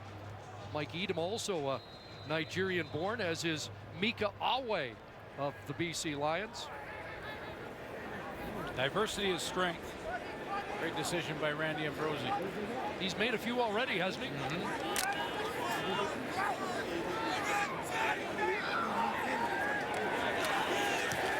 Bartell, the Australian. And Chris Rainey from his 10 after the 48-yard punt. And Rainey contained at the 17-yard line.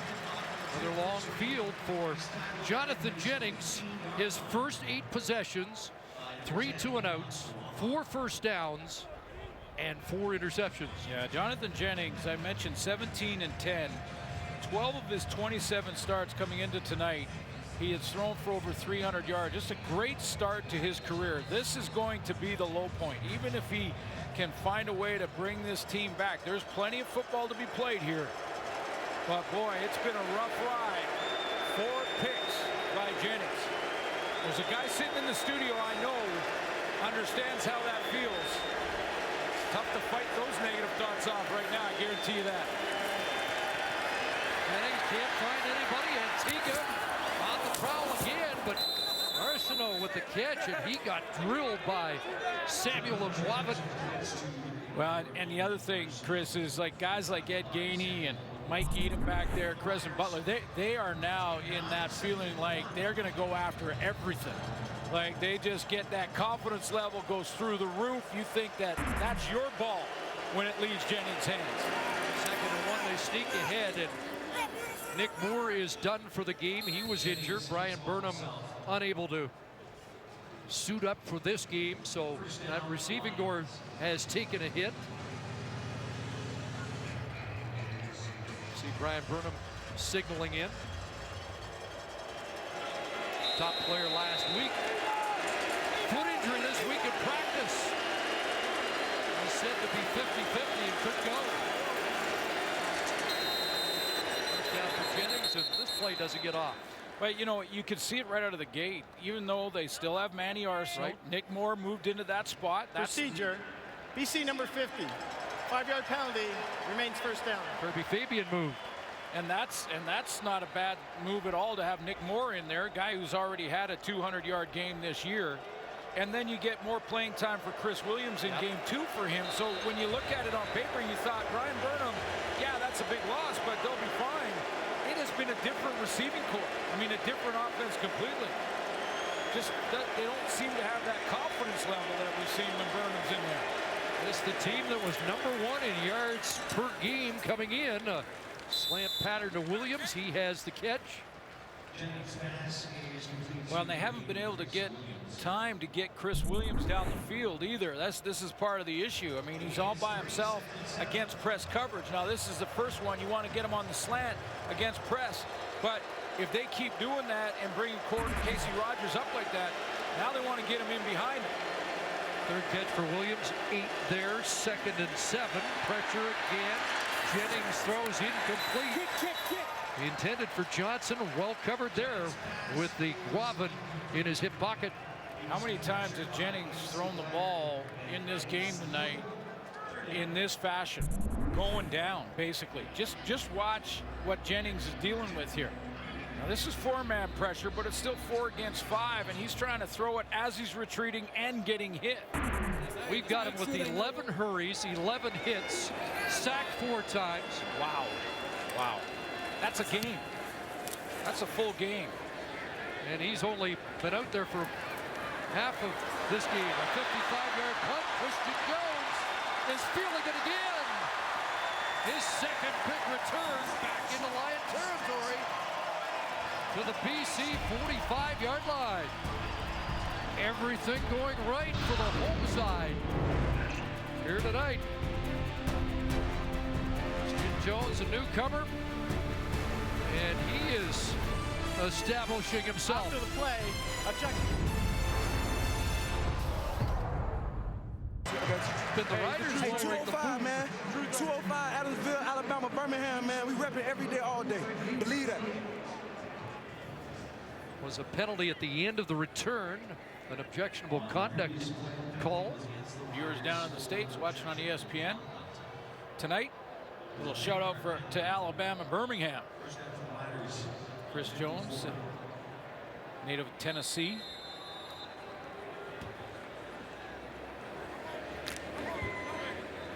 And if you haven't been with us much, this has it's been a rarity this year. The lopsided scores had a lot of close finishes.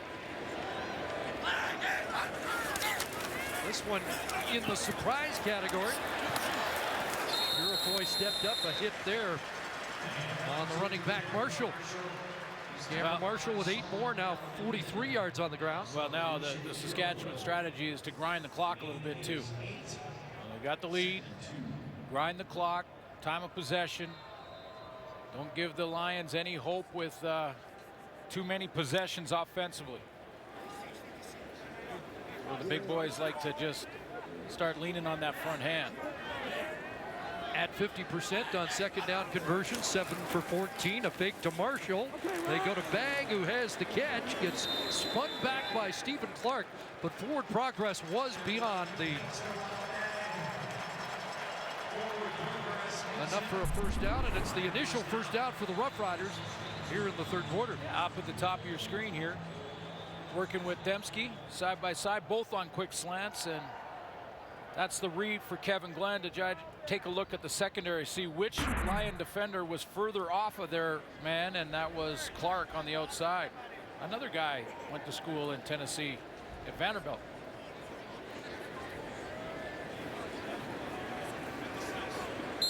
Back to a double tight end set as Henry Burris discussed at halftime. Darius Bladdock in the game at a tight end spot. Pass over the middle is caught. It's Spencer Moore getting away. And the other tight end in that formation has a big catch. 39 yards and a first down into the red zone for Saskatchewan. When you establish a run, when you run the ball, watch what happens to linebackers on play fakes. Solomon Elamimian and Tony Burnett step up on the run and let the tight end get in behind him in the linebacking core.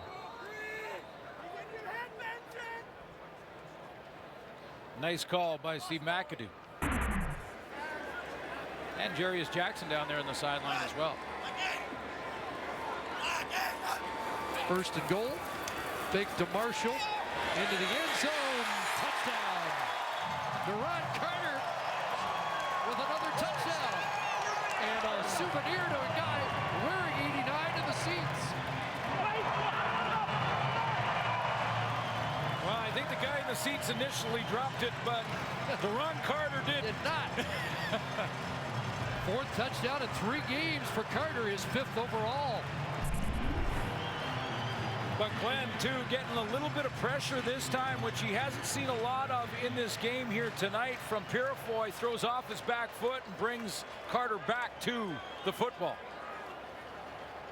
Yeah, he dropped it, and then he had to go, okay, I'll give it back to you. Okay, second try. 4 plays, 56 yards. Convert from Carpino. 36-0.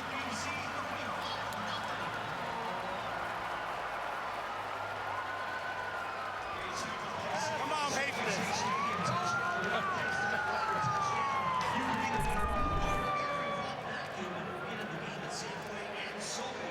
If you're sitting in section 533, row 1C8, you just won. Congratulations.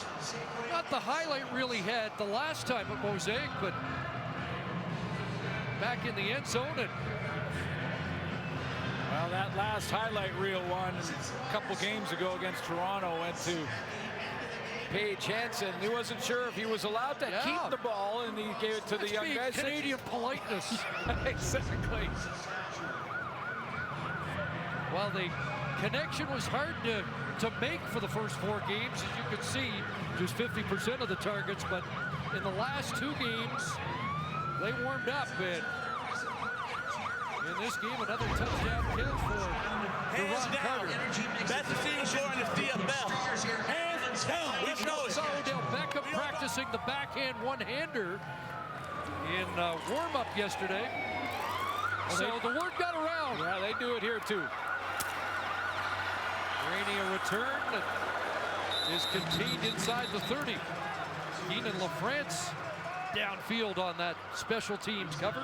Really is where Duron Carter can be such a lethal weapon, though, is down in that goal line area because of his athletic ability, his ability to win the jump ball, and his great wingspan, where he can just go up and have that great catch radius. You get him down near the goal line and throw it up to him. That's why he's on that streak you mentioned, touchdowns. Lions had won their last 4 visits here, had never beaten a Western team in their own park 5 consecutive games. We're trying to do that here, but it's not happening tonight. As Williams gets tossed down. Good road team as well. They'd won 9 of their past 13 away from BC Place.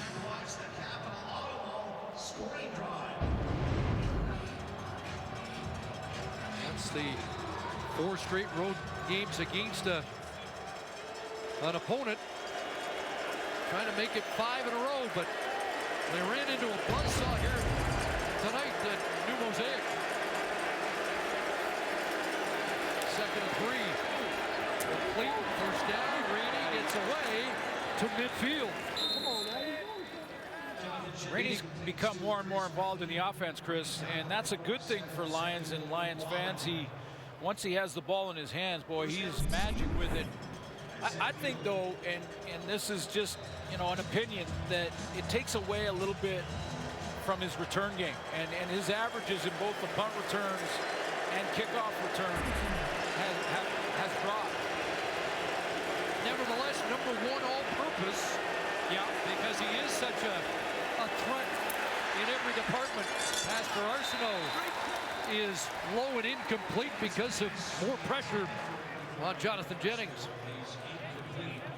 And I know that Chris Rainey would like to, you know, be out there on the field as much as possible and get all these opportunities. And boy, if you're Wally Buono and that coaching staff for the BC Lions, you want to get him the ball as much as you can. He's a dynamic runner once he gets it in his hands, but it just, you know, it's that sense of urgency. Now it's not those 5 times he gets it in a return game scenario. It's 10 times, but some of it's offense, some of it's run game. Down the goal line, they like to use him on the fly sweep. Casey Rogers shaken up on the play. He said a couple of weeks ago, if he got to play on offense as much as he'd like, he'd deliver 500 yards a game. It doesn't lack in confidence either. And his YouTube stuff or Twitter stuff of his kid, outstanding stuff. Follow Chris Rainey. Yeah.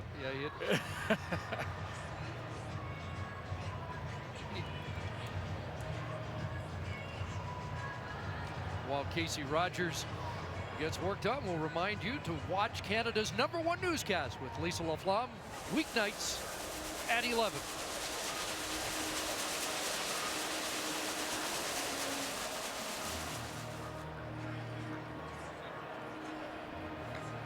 Just getting an update from Steve Daniels on a former DB for the Riders. Name is Suter. Apparently you had 4 2-interception games. Yeah, never got to 3. But Ed Gainey got you tonight. He got me. And by the way, one of those 2-interception games was against Matt Dunnigan when he was a quarterback for the BC Lions. You waited until the second half. Well, I just remembered that one. It just came back to me. Pass over the middle, knocked down. Good defensive play there. And Toby Antika's had quite a game, hasn't he? He's had a couple of sacks. Knocked down a guy who was a receiver at Presbyterian, and they didn't have very many defensive linemen at one of the camps. Chris Jones flipped him over to defense, and he's making plays on defense now. Well, I agree. And Tiga and Derek Moncrief, who's playing in a spot that have gone through lots of personnel, he's had some plays tonight.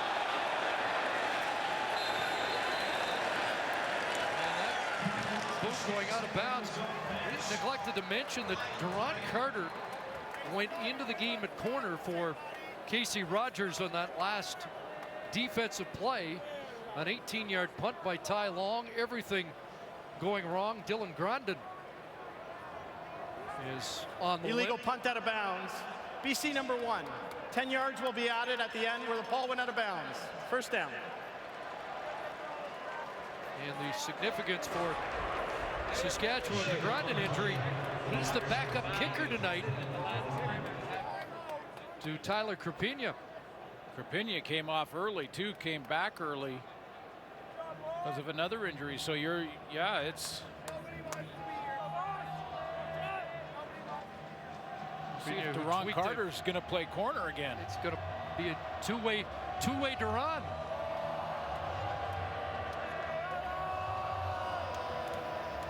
A net of 8 after that punt by Long, and the penalty for it landing out of bounds, which kind of sums up the night for the BC Lions, doesn't it?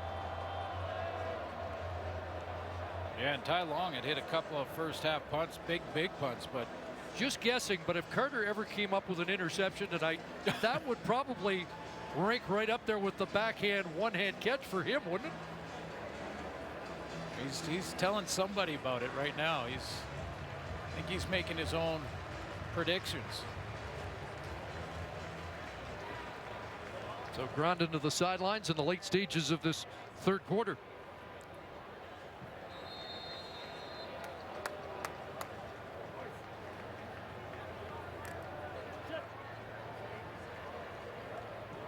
So Saskatchewan takes over at their own 48. And they'll fly sweep it to Carter. Well, he can catch, he can play defense. Now he's running with the football and gets bounced out. 5-yard gain and some chatter at the line bench.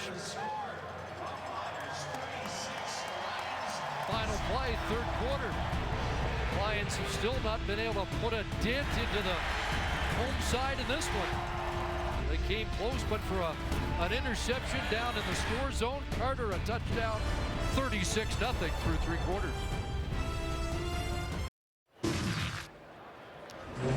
Big lead and a big edge in stats as we tally the numbers through 3 quarters. Completely different game than a week ago between these same two teams, but this was a game that the Saskatchewan Roughriders absolutely had to have to get back in the fight.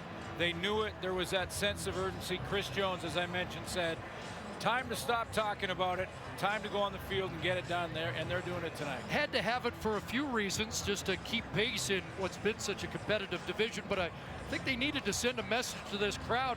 Was very dissatisfied with what they saw last week in BC, and it was time to play like this for the first time in a long time against a Western opponent. Well, and create a little optimism. And you know, this is Kevin Glenn, that this is what he's capable of. Their last win here in this stadium against Toronto. Again, 4 touchdown passes for him in that game and almost 400 yards. Out here, Kevin Glenn brought down back at the 44-yard line. Junior Luke just chalked up his first Canadian Football League sack, the number 7 player picked in the draft out of the University of Montreal. So, yeah, for Kevin Glenn, I mean, it's not happening on this drive, but for him, I mean, it was a big-time bounce-back game. And believe me, important for that receiving core and the guys up front, the offense, and the entire team, because it starts at the coach and then trickles through the quarterback to the rest of the guys. And Glenn's got to give them hope. He showed them that, hey, if everyone takes care of their own assignment against good teams in the West, they can not only compete, but they can beat them. Luke, a young guy who played for Danny Machocho with Lake Caribbean. Brady dancing, but not going anywhere. Christian Jones, who's the return man for the Roughriders, got down there first. He's saying to Chris Rainey, I'm a returner too. I read your book. I got it. I know what you're going to try to do. You're going to try to cut back on me.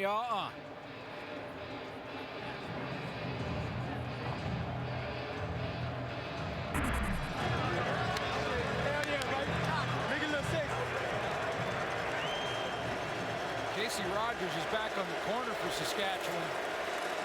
So Deron Carter only had to play the one play, I guess.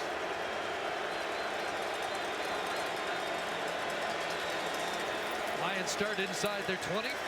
Time for Jennings. Pass caught by Iannuzzi. And it's about 6 to the 20, about 5 yards to the 24. Big night, though, tonight in a lot of different ways outside of the game that we're seeing. Great Randy Ambrosi decision to hurry up the process with the Diversity is Strength campaign. Get that with both teams here. It's Military Appreciation Night. Tackle Hunter night here. Peerleaders visit to Saskatchewan. Everything aligning here for the home side, and Arsenault with the catch. Looks like he had enough for the first down before he got driven back by Aguavin. Fourth catch for Arsenault on the night. As I always want to do, this is the 15-wing Moose Jaw group, but I also always want to say a special hello to 417 Squadron and Cold Lake, who have been busy in BC, helping with the BC wildfires, their rescue squadron. First and 10, play action, looking for Vandervoort. Can't make the catch. Tight coverage there. And the other one, it's our Creek. The final one, it's our stats guy's birthday. Dave Moyer. Dave Moyer turns 30 years old tonight, so happy birthday to our stats guy. Worked together for all 23 years, and I'm sure with you, many more. Enough that I think he qualifies for pension now.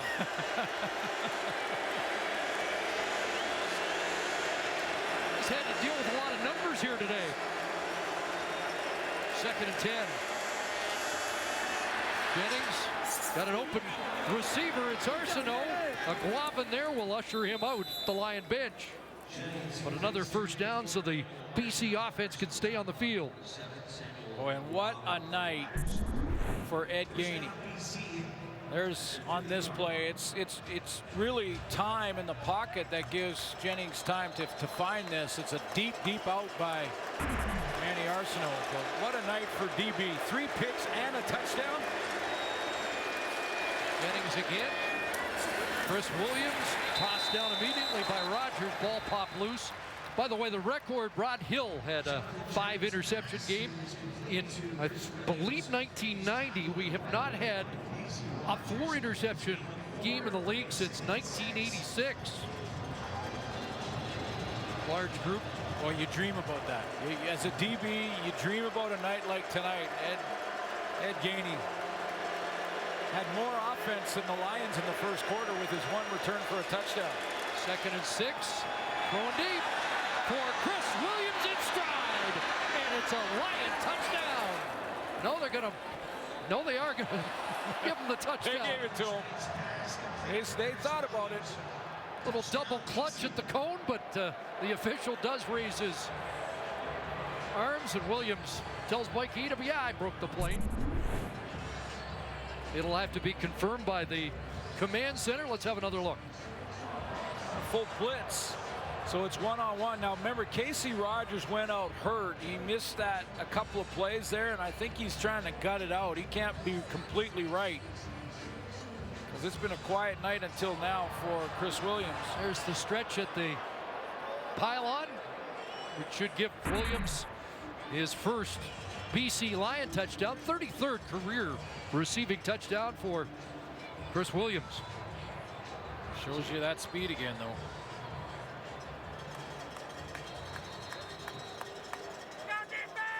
And the Lions will go for 2, 5 for 8 in that department this year.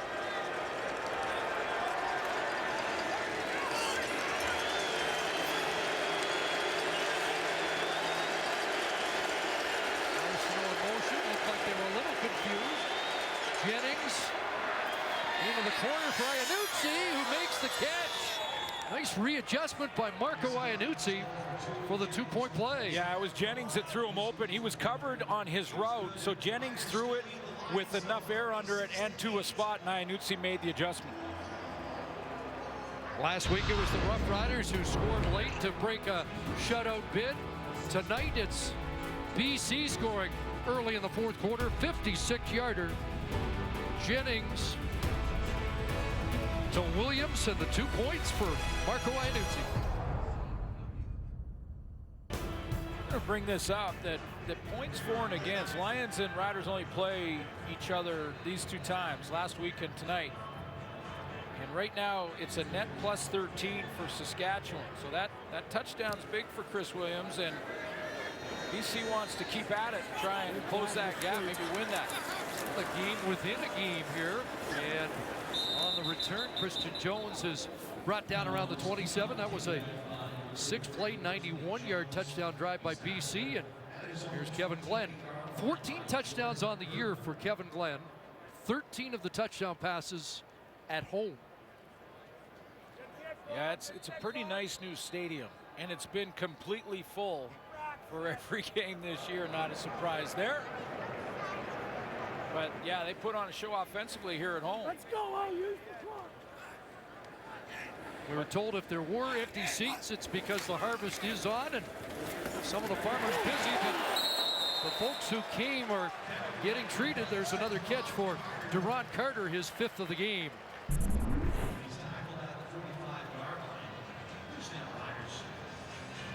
It's interesting that Milt Stiegel at halftime said, and he's played with Kevin Glenn, that he thinks that first half was his best half of football that he's seen. Kevin goes over 300 for the 4th time this season with that last connection. On the slant to bang, tight coverage, too tight. And the flag comes down. And over 30,000 were calling for it before the orange nylon hit the turf. Well, that game last week for Kevin Glenn, that one brought him down a couple of notches as far as his best start. Pass interference, BC, 10-yard penalty, automatic, first down. But this 4-2 team coming into this game tonight, that we've seen some miraculous comebacks, but that should improve to 4-3 here tonight. Kevin Glenn put them in position to win the first 2 games. They didn't, losing to Winnipeg in overtime. The only loss here at home. And then wins against Hamilton and Toronto here, where Glenn put up some big numbers. Throw the hitch to Carter. Trying to get outside. Clark and Buddy Jackson there to make sure he can't get anywhere. And a flag comes down at the end of that. Sort out that flag in a moment. Kevin Glenn joined another interesting club last week. Look at these names, and you've got to be good to lose 100 games in the CFL because you've got to be around a long time. Major foul, face mask. Saskatchewan, number 89. Penalty be applied at the end of the play. It'll be 2nd down. That's a Hall of Fame list. Yeah, and these are guys that have all lost that many games. Kevin Glenn and Ricky Ray in the last week losing their 100th, and there's a face mask call on Duron Carter against Buddy Jackson. 198th start for Kevin Glenn, and looking for win number 97 here. 3-man rush and some time, and now gonna run and change his view. Sideline throw, bagged the catch, but it looked like he was over the line of scrimmage. Yeah, he may have been. It was the 38-yard line was the line of scrimmage. And the flag's out around the 40.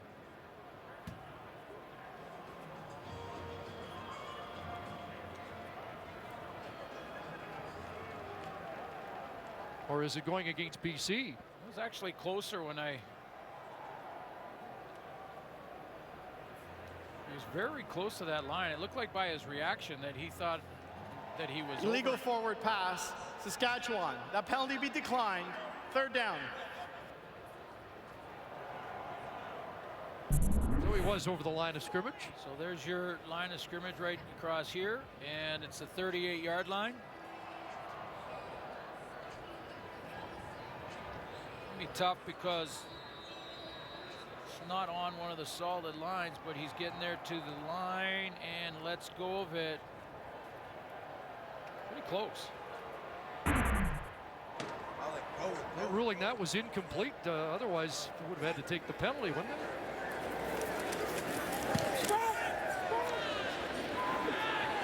Rainey on the return. Nothing doing again. Cover team getting the job done. Denzel Radford down in a hurry. 8:02 to go in the fourth quarter with Saskatchewan in charge.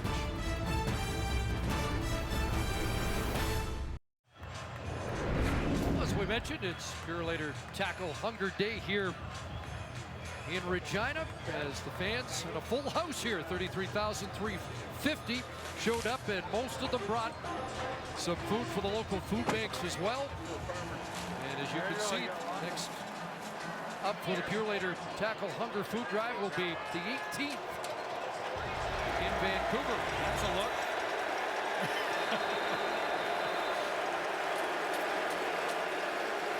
Good news for the Lions is it's Tackle Hunger game next week in their home digs. Play doesn't get off here. The bad news is Calgary Stampeders are coming to town. Procedure, BC number 68. 5-yard penalty, remains first down. Kelvin Palmer, the right tackle.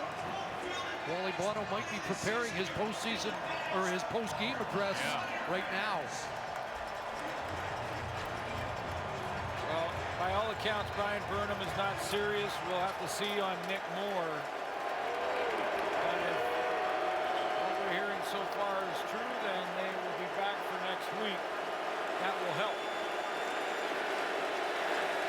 First and 14 from the end zone. Jennings looking for Williams, incomplete. In that battle against Casey Rogers.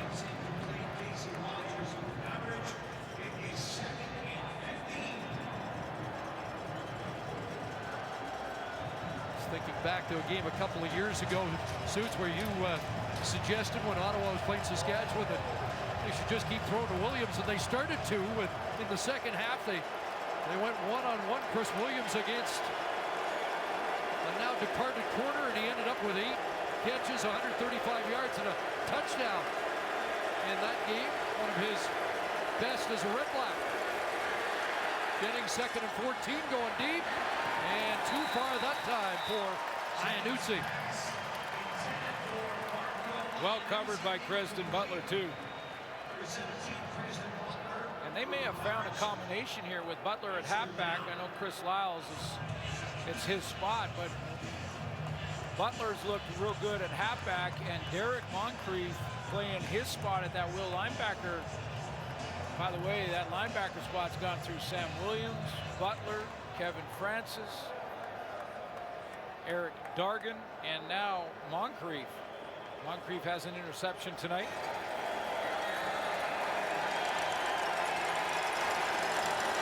Ty Long's going to concede 2.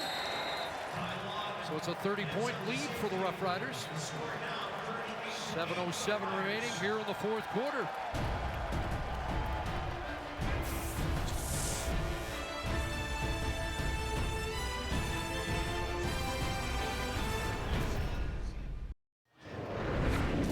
Well, Commissioner Randy Ambrosi made his first trip with his new title to Saskatchewan for this game, and prior to, he was on the combine, the harvest on for lentils. He was at the Duncan family farm just south of Regina. They've been farming here for over 100 years. And a fifth-generation farmer, Mary Jean, was in the combine with the commissioner. Yeah, when you hear it's a bumper crop. Yeah, when you come to Saskatchewan, they put you to work. It's not just. I think they like his work ethic here. Yeah, you know what? He's done a great job out of the gate. I'm 100% behind him. The change to go to one challenge has changed the pace. We're not talking about officiating at all over the last 2 weeks. Well officiated games. The challenges have not been a topic of discussion. Big collision there. Greg Morris, the carry, and Chandler Fenner stepped up with the hit. And the pad still popping, even with the 30-point game. Yeah, and I mentioned the points for and against. You know, the Riders have a lot of work to do to get back in the fight. Let's, you know, call it the way it is. There's still chasing, but this was a game they had to have, and to win it this way, you've got to believe gives this Rider team confidence. They play next. They have a bye, then they play Edmonton, and back-to-back in the Labor Day back-to-back against Winnipeg. Again, 3 more games within the division. And right now they have the season series if it came down to it, even for 4th with the BC Lions. See the decision desk a little hesitant to declare a winner here tonight. We've seen some big comebacks this year. The no lead is safe theme. Short gain here, but this is a pivotal game for BC. You saw they had a chance to move ahead of Calgary. Yeah. They squandered that, and in fact will drop below the Blue Bombers, who won their 5th last night. And as mentioned, up next, a rested Calgary Stampeder team and BC on a short week.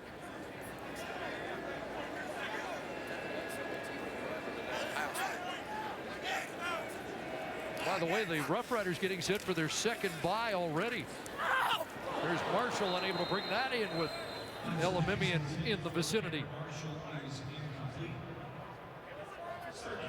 So as we wrap week 8, take a look at what's ahead in week number 9. I think Thursday night football is going to be a lot of fun. Yeah, outstanding, and see if the Edmonton Eskimos can keep their streak alive. But the Bombers are on a roll as well.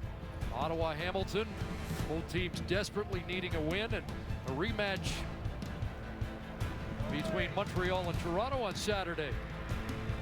And the winner will claim first in the East.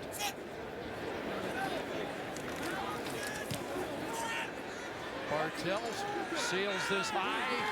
Rainey from his 15, a 47-yard punt. Not much again on the return.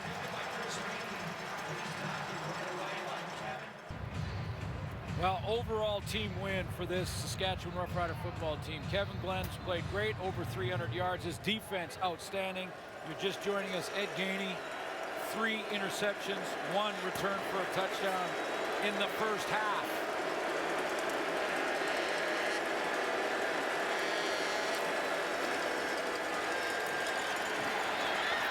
Make the shot, Murray Lawrence, and Jonathan Jennings is taken down. There's a newcomer, Will Rattel, with his first CFL tackle. But it was that game for a defensive back that you dream of. And this was all in the first half. It started out with great man coverage. Ed Gainey, first interception. Then he's playing high in his zone and takes advantage of an errant throw. That was the touchdown. At that point, he had more offense than the Lions. And equal amount of catches. 2nd and 5, Jennings in trouble again, and he'll get tossed down by Mwamba. But solid pass rush, even if it was only 3 men for Saskatchewan. Their teams against Chris Rainey in the covering of the punts, outstanding. And of course, we just showed you Gainey and what he did.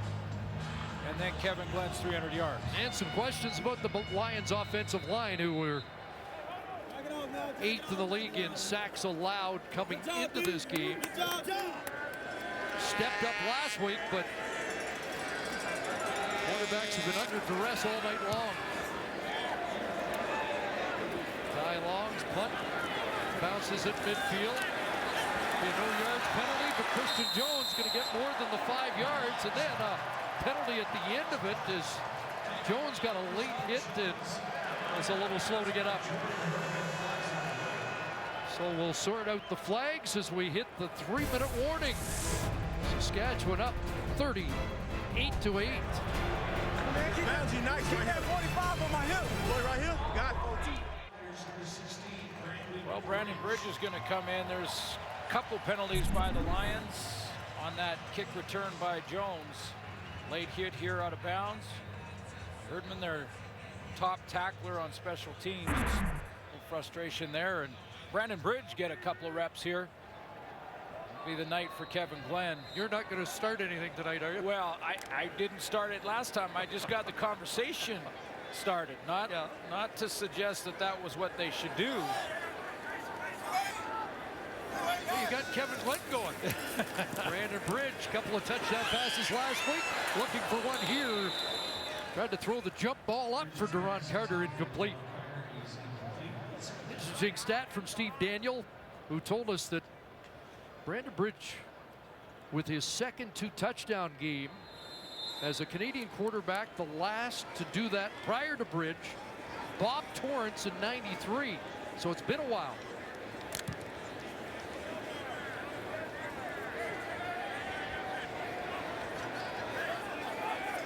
And he was 6 for 6 last week, so an incompletion on his first pass here. And flags fly. Oh, he was going right back to Carter, too. Duron Carter lined up on the wide side all by himself. Time count violation. Saskatchewan number 16. The penalty will be loss of down. It'll be 3rd down. Well, that costs him. He only gets one play. Oh, and Chris Jones. Hey, these coaches are on top of every detail. And even though last week Wally Buono, right, had basically won that game 30-0. There's a couple of late and garbage time touchdowns by Saskatchewan. He was upset. Chris Jones, with this lead, 30-point lead, was upset that Brandon Bridge didn't get the ball snapped in time. Take care of all those little details, and chances of winning increase big time. And the detail hurts him because he loses a valuable play in experience. Yeah, good point. Virginia adds the 3 to get them to 41. Time out for the Nissan Titan player of the game. You can guess who. Brought to you by the Nissan Titan, official vehicle of the CFL. Boy, it just does not happen very often. Ed Gainey, not one, not two. Ed Gainey with 3 interceptions in the first half and a pick 6. Took one back for a touchdown. Ed Gainey, at that game you dream about.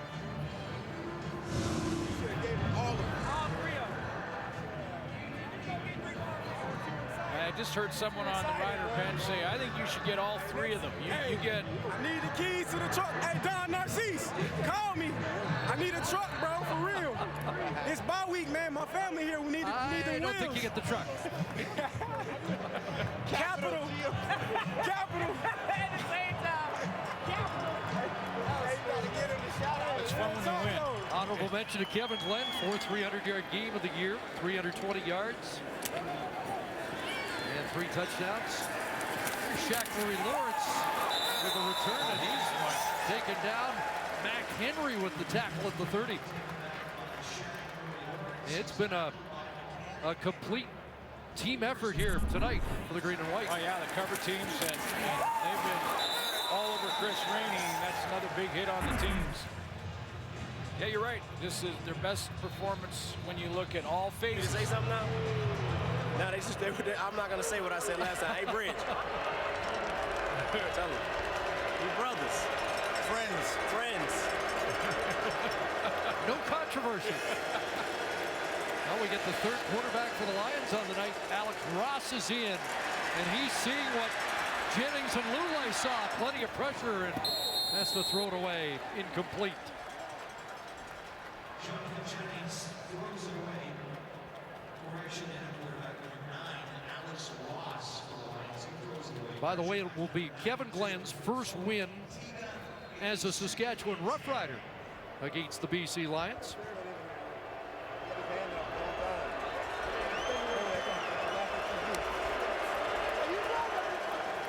Chris, against the BC quarterbacks tonight, a little better in the second half. 13 hurries. Ross unloads here, got Iannuzzi. No, he's got Shaq Johnson. And Johnson with the catch. Lost the ball, and Gainey's got it. A fumble recovery by Gainey. There's a flag on the play as Gainey brings it back to midfield to add a little bit more shine on a remarkable defensive performance. Hey, bro.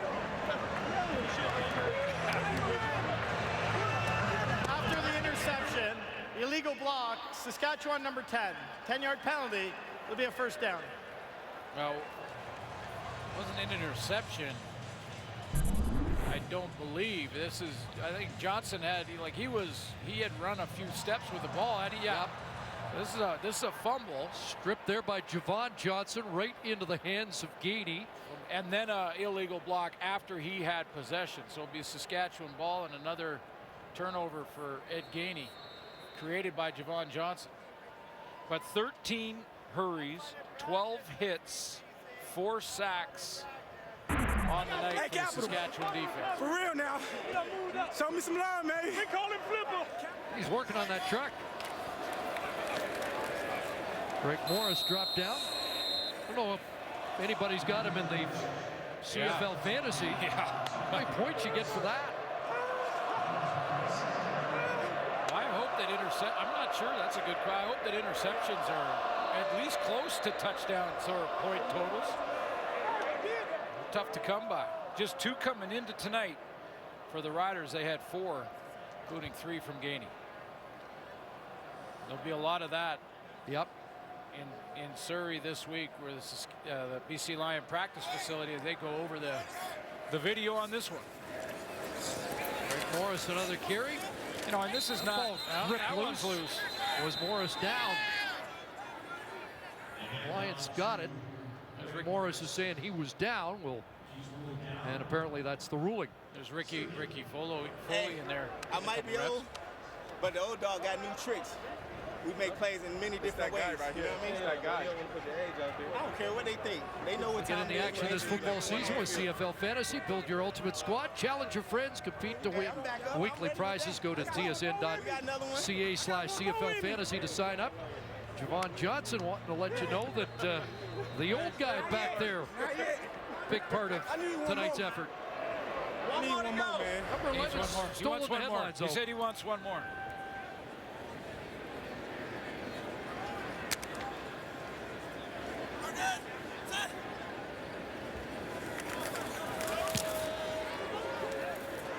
Coming this way, AC.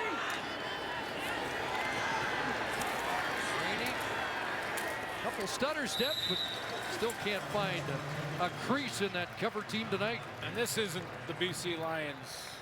This is not a reflection of their football team, and they're better than this. But sometimes this happens. Sometimes you get behind, it snowballs on you quickly. It gets rolling downhill, and you can't stop it. And they're a much better team than they showed here tonight. But it's a good example of, if you don't bring your A game every week, it doesn't matter about the records. And the head coach and general manager recognized that there might have been an issue before they ever got on the field. Ron Carter is back on the corner here. Alex Ross going up to him. He's going to get a pick. Oh, it's Gainey by Gainey. It is 4 on the night. And for the first time since 1986, a 4-interception game and a Rider record for interceptions in a game. And the only thing that spoiled that was if he didn't get it, Deron Carter would have had it. Well, Deron Carter's playing Williams, and you're right. The ball was overthrown, and Carter was tracking it. Going up to get it, Gainey said, oh, no. And called his shot. He was on the bench before this saying, I need another one. Got his chance, gets 4 in the over 100-year history of this game in this country. Only 9 players have done it. What a night.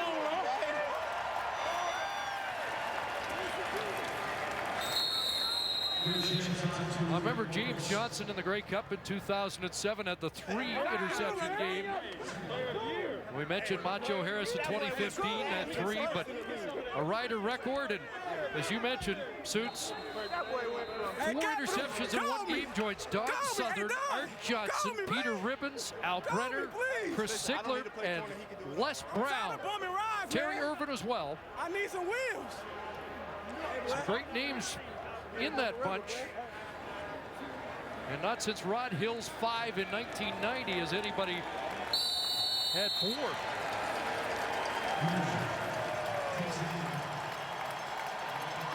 Congrats, Ed Gainey. Nice night. I think he just moved into a tie for the lead with T.J. Heath in interceptions with that performance. And they're standing for the whole team, although they might stand just for Ed Gainey tonight.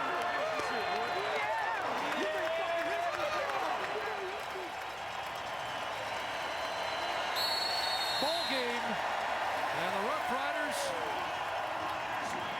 have now won 3 of their first 4 in their new home on a 4-interception night by Ed Gainey.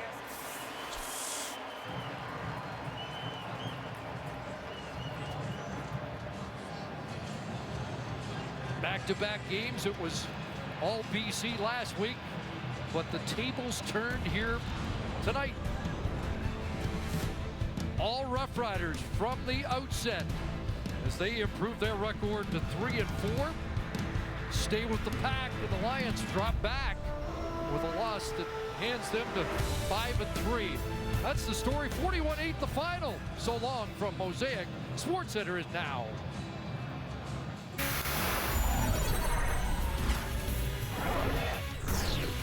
Hello, everyone. Welcome inside SportsCenter. He got the Gatorade shower. That was amazing. He deserved it. Oh, my goodness. Second game of a home-and-home between the Lions and the Roughriders. And trending, actually, online right now is Gainey and interceptions. God, and he had a fumble recovery as well, believe it or not. This game was 30-0 last week before Saskatchewan made the comeback. Who would have thought Saskatchewan would turn the tables quite so bad? Duran getting folks fired up. Coach Wally Buono sensing something maybe a bit off with his team before this game. When I walk in here, you guys should be doing what? Coming together. Act like we're not interested. Okay, Rolly, let's go talk to them, buddy, because they don't want to listen. They were not ready for the start of this game either. They have Jonathan Jennings back. They're glad to have him back after a month with an injured shoulder. This lofted up, and actually there's Gainey with his first and his celebration. If it looks familiar, it's because that's how Manny Arsenault celebrates. Could have fired up Arsenault, not really. 4 plays after. Bakari Grant, 35-yard score. 8-zip Riders, just that quick. Back to Jennings. Okay, first drive didn't go so well. Second drive. 3-man rush. Jennings tied downfield. Another interception and another by Ed Gainey. And on the return, it's Gainey to the 5. Touchdown. One man's nightmare is another man's dream scenario. 2 picks for Jennings, 2 and a touchdown for Gainey. Travis Lulay getting loose, but they would stay with Jennings for a bit. Riders had 2 picks all season coming into the game. Gainey, 3 in the first 23 minutes alone. Got Jennings again. Jennings got the rest of the half off. Lulay came in, and the Lions were down 29-0 at the break. Jennings back in to start the third. Doesn't get a lot of help from Chris Williams. Known to drop a ball or 2. This one goes right to Derek Moncrief, and that's 4 picks in the game for Jennings. Meantime, Duran Carter. Pretty spectacular catches the last couple of weeks. This one more conventional. The fan, not entirely sure if he gets to keep the ball. Carter wants him to have it. And Carter showing off the grill, celebrating, because this was a waxing in Regina. 41-8 the final. Of course, Gainey had a fumble recovery after that, and a 4th interception. Becomes the 9th man in CFL history with 4 or more picks in a single game. Everybody still chasing Rod Hill of the Bombers with a 5-pick game back in 1990. Kevin Glenn, 14 TDs this season, equaling Darian Durant's total from all of last season. There's no one else we want to hear from but Ed Gainey. Here he is with our Lee Jones. Ed Gainey, a fumble recovery, but 4 interceptions. You're the first rider ever to do that. We believe 1980 was the last time a CFL player has ever done that. What's your reaction to how this game went for yourself? I mean, it went real well for myself. I mean, you know, I kind of started off slow this season, and these last 2 weeks I had a chance to make some plays, and I didn't really make them. So I mean, it was a good thing for me. But I'm just happy we overall got the win and we came together as a defensive unit and we did our job today. Holding on to that record ball tightly. Where's that going? Hey, I'm taking it. I'm gonna give it to my son, man. They told me I should have kept all of them, but I got 2, and this the record, so this one is most important. I'm gonna give it to him. What does this mean for this defense after the way things last week where the Lions were able to move the ball down the field with you most of the game? I mean, just as a team overall, you know, we got it put on us pretty bad last week, and, you know, we wanted to make sure that when we came out here tonight that we were going to do the same thing that they did to us. So, I mean, we tied the series on the season, and, you know, we got some more West games coming up. We just got to take advantage of them. Thanks for this, and I'll let you deliver that ball. I appreciate it. Wow, BC's most lopsided loss in a long, long time. Here is how the Lions quarterbacks did. The numbers are not great. You can add in Alex Ross being 0 for 2 with an interception in this one. Jennings, now 5 picks in his last 31 pass attempts. That dates back to week 4 against the Ticats. This would be some fun for the guys to break down. Let's go to Rod Smith. Well, Saskatchewan, that was a little bit better, wasn't it? Back with a panel of Milt Stegall and Matt Dunnigan, and normally I like to ask the guys for their takeaways from this game, but in honor of the game, I think I'm going to ask you for your Ed Gainey's of this game. So, Matty, you start. I mean, this was in these two teams, it was totally dominated by BC a week ago, completely flipped around this time. How do you account for such a difference in 1 week? Well, it's a professional football, and the difference between winning and losing is like a scale, and it's a balance, and it's marginal at best, and it's a game of momentum and making plays, and once it gets tilted, it's often difficult to stop it from happening, and that's what happened. And a lot of people talk about Jonathan Jennings' this ball game and his poor play, not having to play after or not playing over a month, and justifiably so. He'll take a lot of that blame and credit and fault himself, but everybody else needs to step up. He was pressured, 13 hurries, 12 hits, and 4 sacks. Those are the quarterbacks, and they need to block better, need to tackle better, need to rush the passer better, need to do everything better. Hey, tip your hat to Saskatchewan, because they've been eating on that 30-0 butt kicking the week before, which was actually 30-15, but that was Pabs, points after beatdown, but they've been eating that all week long, and they came in ready to play, and they tipped that scale back in their favor, and they got it going. And you talk about ready to play. They came out in that first quarter and they scored 15 points. In their last 3 games combined, they had 3 points in the first quarter, and 2 of those last 3 games, they didn't score a point in the first half, and they had 29 in the first half. That was big. Kevin Glenn, that offense, they came out, and they took advantage of those opportunities that Ed Gainey gave them. And Chris Jones devised a great game plan. He was able to pressure the quarterback with 3 and 4 guys rushing, allowing those defensive backs to drop. The question I had going to the ball game is how they would attack, this BC Lions offense. Are they going to bring pressure? Are they going to rush 3 and drop 9? Well, they did a little both, and they kept them quarterbacks, no matter who it was, off balance. And I can tell you this, that when you're a professional football team, you always say, protect our house. And right now they're 3-1 at Mosaic, and they needed that win in the Western Division. Yeah, good way to go into their bye week. They're back in the Western Division, because if they lose this game, they're not mathematically out of it, but it was going to be difficult for them to get back into it. They would have been. They would have been under a lot of heat at that point. You know, that final interception was destined to be a story either way, because if it wasn't Ed Gainey's record, it was going to be Deron Carter playing both ways. Already had a touchdown in that game as well. 5 all the time. There you go. I remember that game too. I think I fed him all those 5. Yeah, back in 1990. Back in the day. Yeah, so quite a game for Ed Gainey. Saskatchewan Roughriders improving to 3-4.